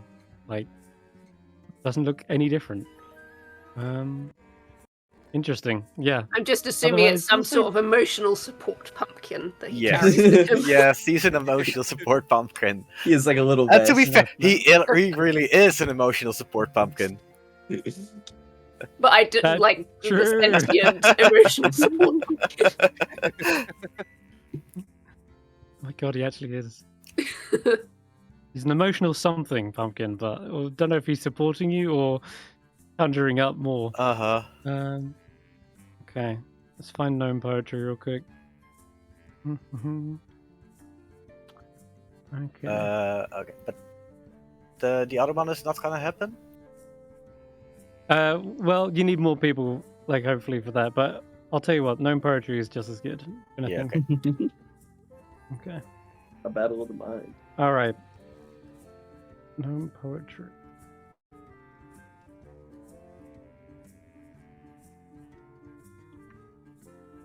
Okay, so the gnome poetry contest can use rhymes as part of their roleplay, and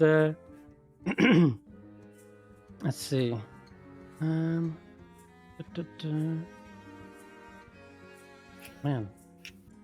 notes are all over the place.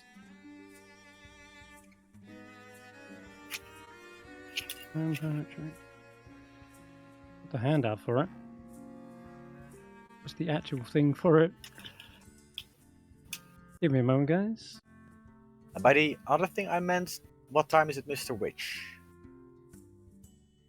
Yes. Or was That there one no... involves Sorry. that one involves a lot of you as well. So Okay. it's like a little group activity. Play it that way.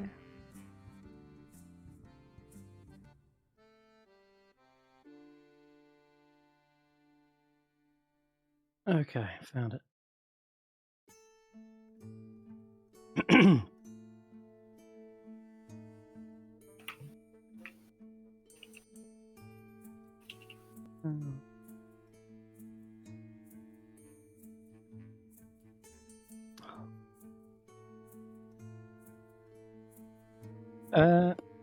Is lost to me right now.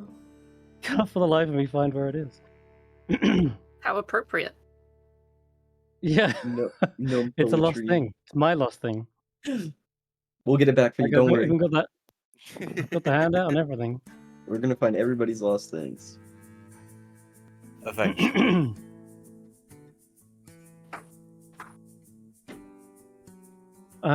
I pretty much know the premise of it, but excuse me.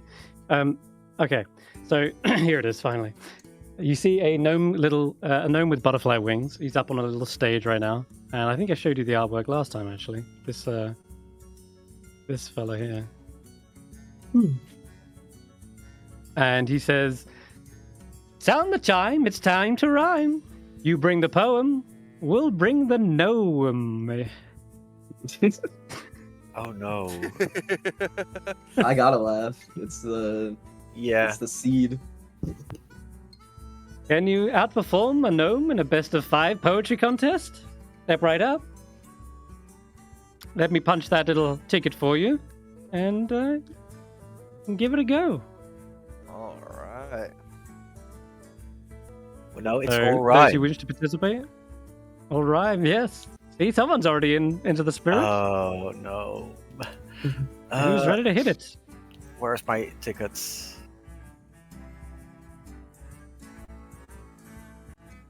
Okay. All right. So as you do a little hole punch, you see the star kind of flutters out and sprinkles away, and yeah, as it does, your mind is filled with rhyming couplets.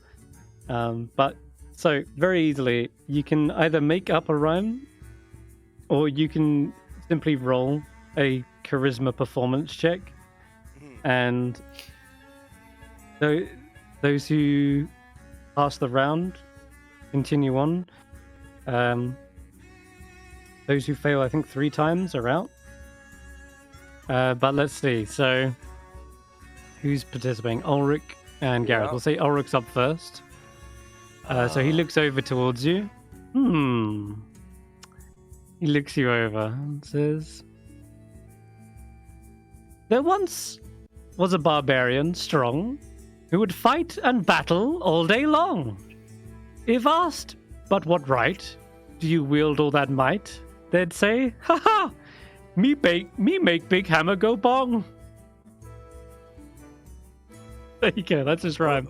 And you can you can either make your own rhyme up, or you can roll a charisma performance check.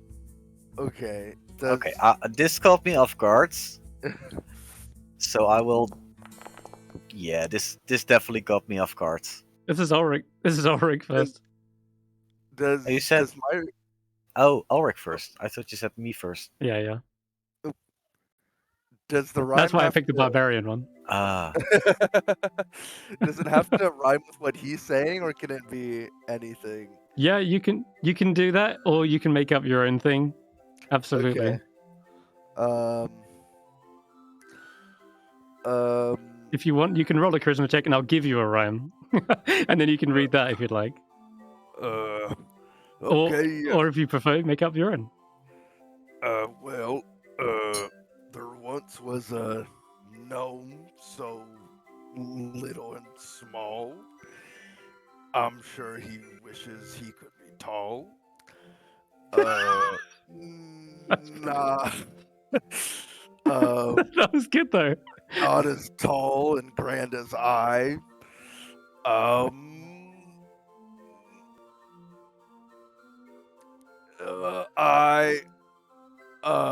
Does it have to? It has to make sense. It has to be like it's loosely, cohesive. yeah. Okay. Wish I had a pizza pie. I don't know. Wish I was eating pizza pie.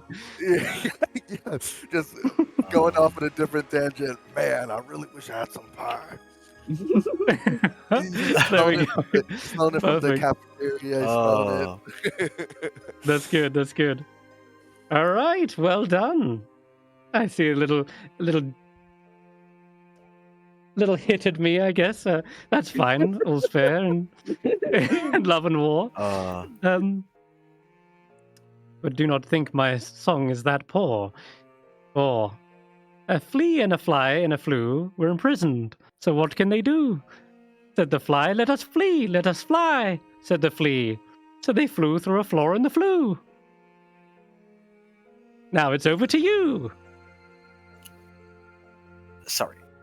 Do you have this in Garreth, writing? What? Yes, What is if a you really want, flute? it's there. A flue. Like the That's floating. Like a flume. that's like a swarm of flies, right? Mm-hmm. Uh, Yeah, with that, sure. Garreth, we'll go to you then next. Can you make a rhyme? Could be literally anything. I am. Wait, just a rhyme or a limerick? Limerick, rhyme, you choose. I'm not fussed, honestly. So long as you make a funny rhyme and have fun with it, that's all that matters.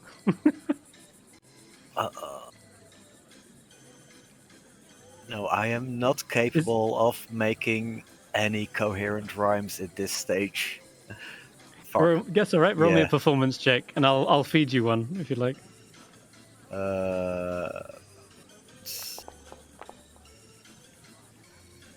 Unless, of course, you roll that. Yeah. Which is an 8. We'll say then this round you're kind of like still trying to think up one. You come up, do a false rhyme here and there, but it doesn't quite land. And Yeah. he says, "Oh, that's too bad. But never mind. We'll keep on trying. There's plenty of time." So, yeah, you only have to beat him in a best of 5, right? So he's won one round. Ulric's won one round. So we'll throw it back to you, Ulric, and he'll sing, He looks at you and says, "Yes. There was an old man with a beard who said, 'It is just as I feared. 2 howls and a hen, 4 larks and a wren have all built their nests in my beard.'" Oh.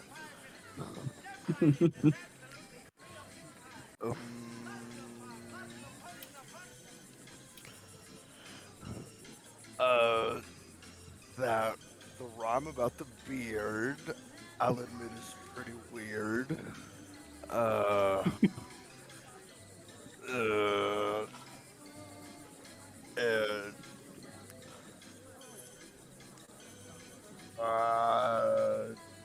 it. I don't know.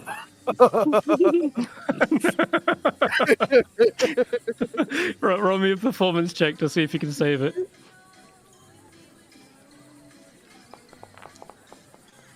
There you go. Oh, nice. Hey, very nice.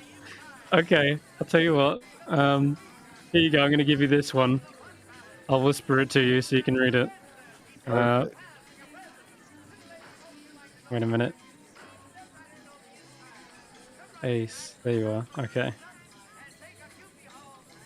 Damn. The cow is the bovine ilk. One end is moo, the other is milk. Fantastic. That's 2 rounds. 2 rounds to you guys. All right, Garreth. He looks to you. "I had a donkey that was all right, but he always wanted to fly my kite.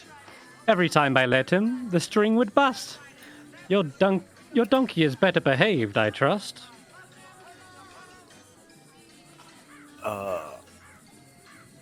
Why donkeys? In a carnival full of delight, where laughter dances through the night, a clown with a grin said, "Come on, let's begin," and the carousel spun with pure delight. Whoa, you come up with that? No. The gnome says, "Wow, that was incredible." He says, "Well, I'll give it to you anyway. That's a pretty good run. Didn't expect that out of you, considering the first round, but there we go. That was pretty sound."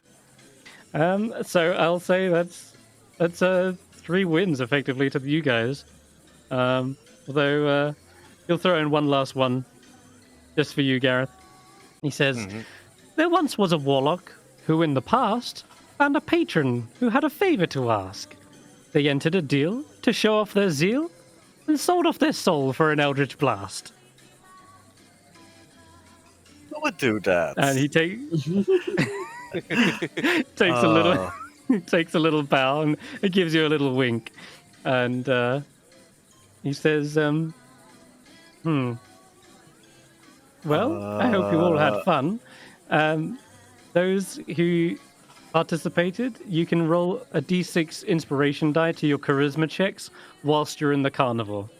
Okay? So Nice. I'll put that into this little thing here. There you go. So just keep a note of that. All right, cool. What's next, guys? Where do you want to head now? Notus and Vaike, you said you were heading somewhere, didn't you? I was just following Notus. Notus was gonna say hi to the Bandersnatch. Oh, that's right. Okay, sure. You can go in there. They're even more wrinkly and old now. They got little grey whiskers, just much like Durlagond here as well. But they're still here. They're still happy to see you. They kind of recognize your smell, perhaps. But you're able to see them much more clearly now, as well, Notus. Thanks to your new acquired mask. I just remember to hold my breath as I go over. Oh, yeah, that's true.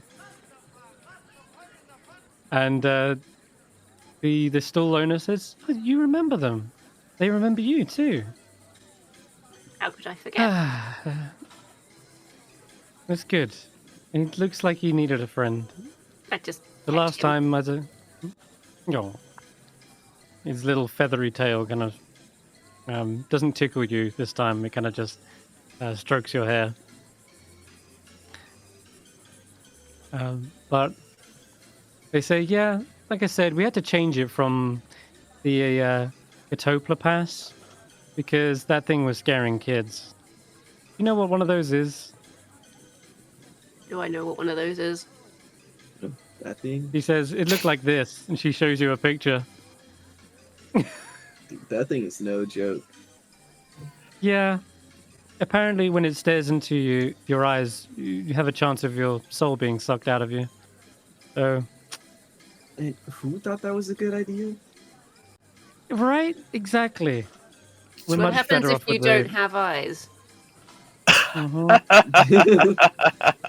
Oh.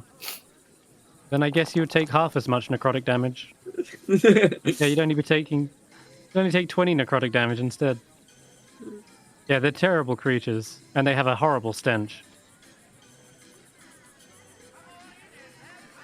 In all fairness, people are blindfolded when they walk in, right? Mm-hmm. That's true. That's exactly why we put the blindfold on. Ah, it all makes sense now. Sorry, yeah, I inherited this stool a while ago. I didn't really get the whole idea, but this makes sense. Yeah. Why don't we put a basilisk in there next time? That'll be fun for the kids. Absolutely. That could be not. interesting. Make sure they are well fed. And then Mhm. you can The make a basilisk or the statue. children? Both.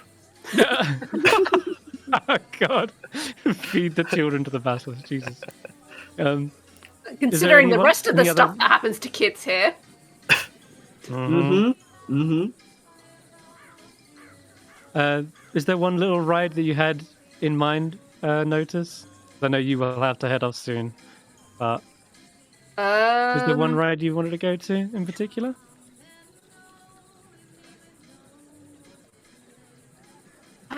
Let's all get tattoos. I definitely You think that's vote- something for... Just go along. Sorry? The whole tattoo thing. If the rest of the party decides that's what they want to do, she'll just go with it. She won't fight it. Perfect. All right then. Tattoos. The Tinnamon's tattoos. Well, this is great because Now we're no one forced ever to get picked up this and- last time. Now we're Nice. forced to get a group name or a group team. No, I think this is the perfect opportunity. Yes, you guys.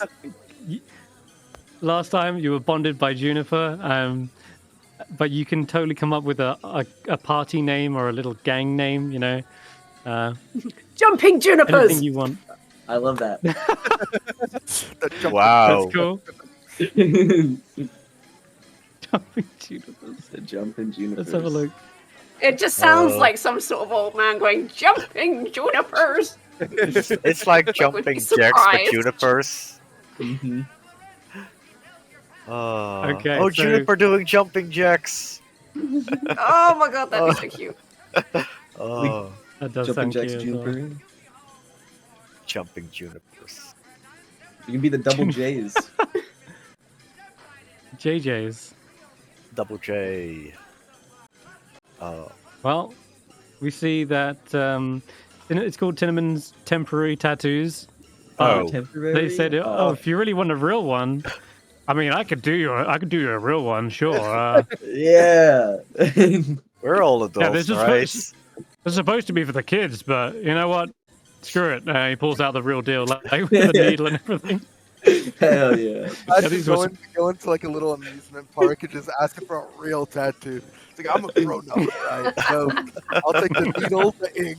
Okay. He says, "All right, let me get these stickers out of the way." Like, scrapes them off the table, and he says, "Right, which design would you like?"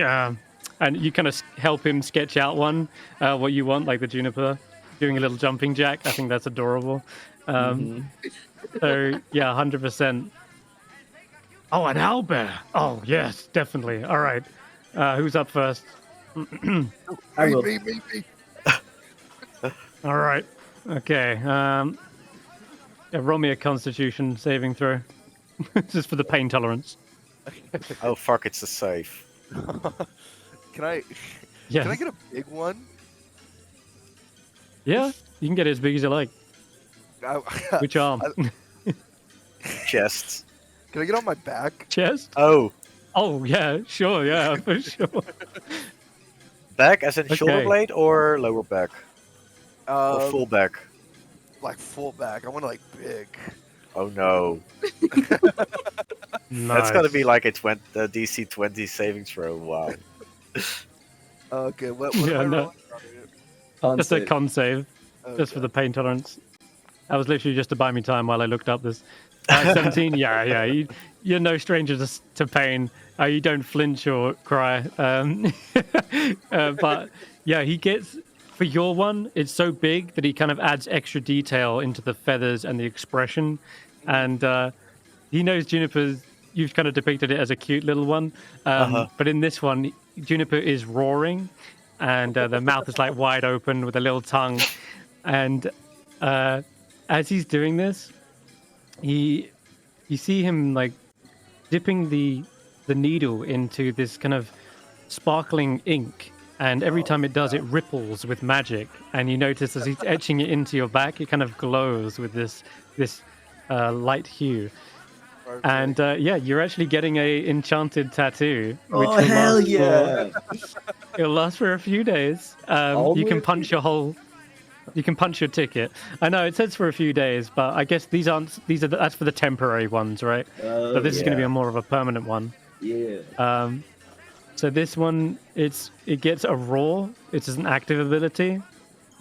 You can use your action to roar loudly, like that of an owlbear.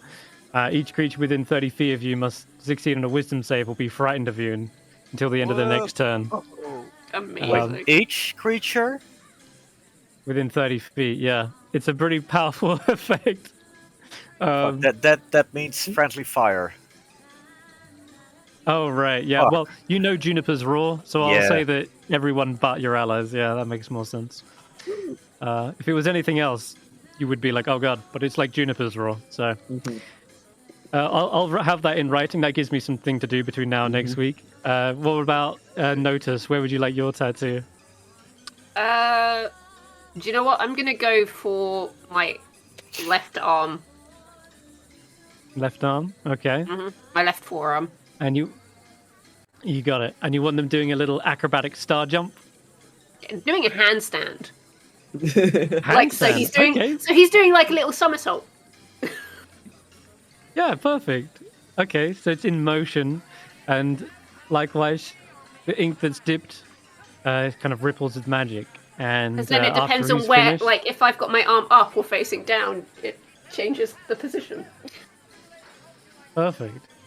You gain an active ability, an agility boost, and as a reaction, you can grant yourself advantage on the next dexterity saving throw Oh, sweet. you make.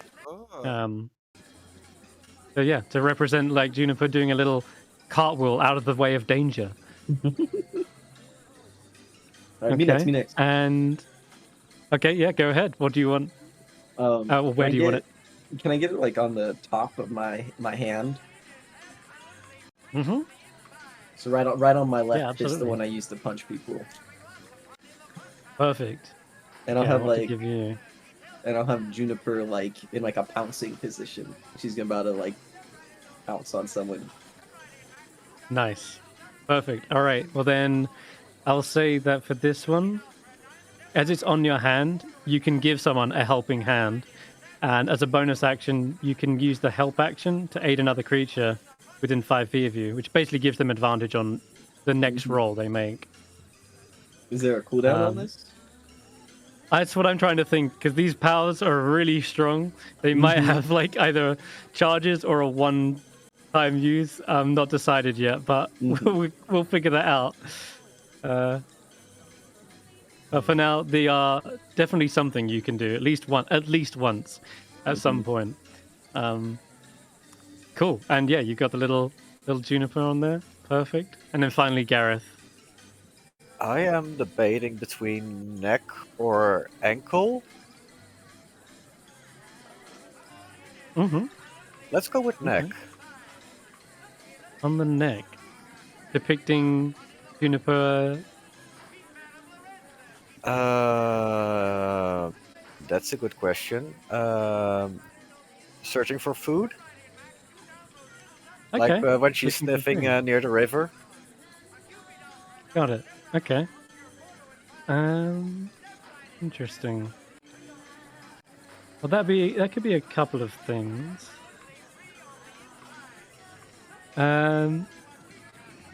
Let's see.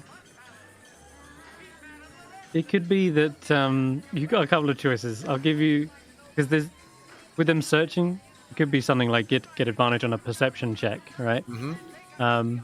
But the other ones I've given are kind of more like combat orientated. So you could say get like a dash action as a bonus action. You know, like a rogue. You like get Mm-hmm. because they're searching, they're like dashing around. Or you could pick something like a confuse kind of a feature where the target makes a saving throw or moves in a random direction before taking their actions because they're like suddenly foraging around or getting mean like- confused as directions. Okay.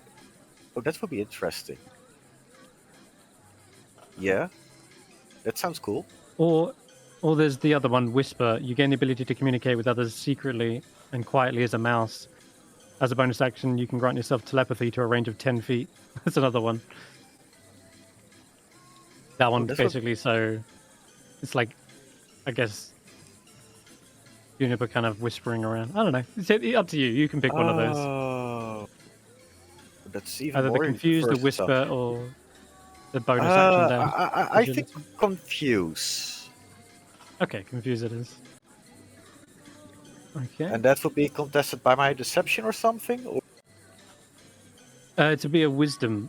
And yes, it would be your what's it called? Your spellcasting Or modifier? scanning by smell boss. Okay.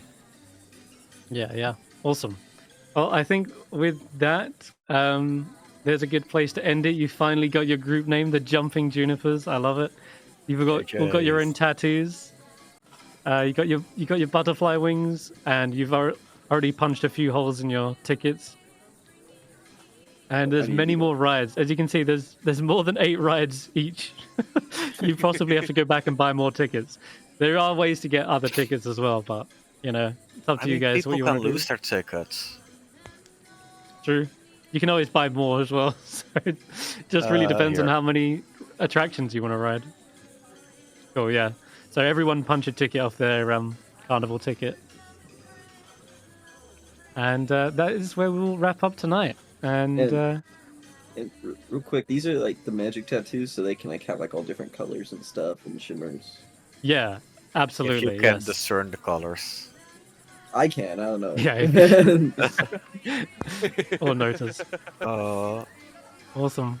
You know what? Because you guys have been very high-spirited and joyful, I'm gonna raise the carnival's mood by 1 stage. You're probably wondering what the heck is that about. Yes. What is It's this little what's this? this little tracker here. Will you be our Witchlight monarch? You don't know about it yet, but it's been mentioned once by Durlagron. But you'll figure that out as you talk to the other staff members, Fuck. other Was it- hands. Someone mentioned something about this is what happens at the Monarch. Was it with Hurley? No. The guy at the memory ticket booth mentioned said it. that the contracts end when the Oh, monarch is yeah, crowned. that's what happens. Okay. Thank you. That was Thank it. you. Yes, Nicholas. Yeah, that's the one. Okay, so it's not That's when your important right contract now. would end. Yeah, so you mentioned that it's a particular time during the carnival, but you don't know what that time is or what it entails. But you can Yeah. ask around. But I'm just metagaming and letting you know that that's happening. You've raised the mood of the carnival, and I'll also move the current time. Means it's another 2 or 3 stages before the big top extravaganza as well. So we have 3 days in the carnival, right? Yeah, it's here for 3 days, but you can get everything done in 1 day. Yeah, if you want to. Oh, okay. Like you don't have to. You could leave and come back the next day if you wanted. That's an option, but you could also just do it all in one. That's not a problem. Mm-hmm. I've just realised I totally need to do outstare the Cyclops next time. I need to go to goblin wrestling. Yeah. Oh hell yeah! Me and Ulric. Oh, we these gotta are go. great. These are all ones. These are all ones that the other group didn't do. I'm looking forward to them. That'll be hella fun. And then snail racing. Are we gonna race the snails? yeah. Or like we Oh, get yeah. a ride It's- Yes, we do. Okay, okay. yeah, We got a snow race. Oh We yeah. all Nice. have to do the snail racing. I'm Yeah. sorry, but it's gotta happen. Mm-hmm. Oh yeah, that's one of my faves. Yeah, I'll show you the map. A little sneak peek for next session. Oh, Those. Whoa! There we go. There's a bunch of different snails. You I get want to quick pick leave. your own snail. I want quick leave. You get. Please want quick leave. Oh boy. Yeah, you'll each get to pick your own snail. They've each got the personality traits and colors. Yeah, and you'll each start at the starting line, and you zoom around this little arena, this racetrack, bumping into each other and all kinds of chaos. I can't wait for that. That's gonna be great. But yeah. Until then, hope you guys have a wonderful week. Thanks for playing. Thanks for a couple of our viewers here who tuned in to see the chaos. But yeah, we'll be back next week. What was the Bye-bye for now. Ettercap's name? Snurg. Snurk. Snurg. He's in the crowd. You gotta impress him. Where is he? Where are they? oh, He's over on the left That's the- bleachers. Oh, there he is. He's watching. Where? Go, Oh, there they Vaike. are! Yay. Yep, he's like cheering. He's got his own little flag. Alrighty, I'll end the stream here. Thanks, guys.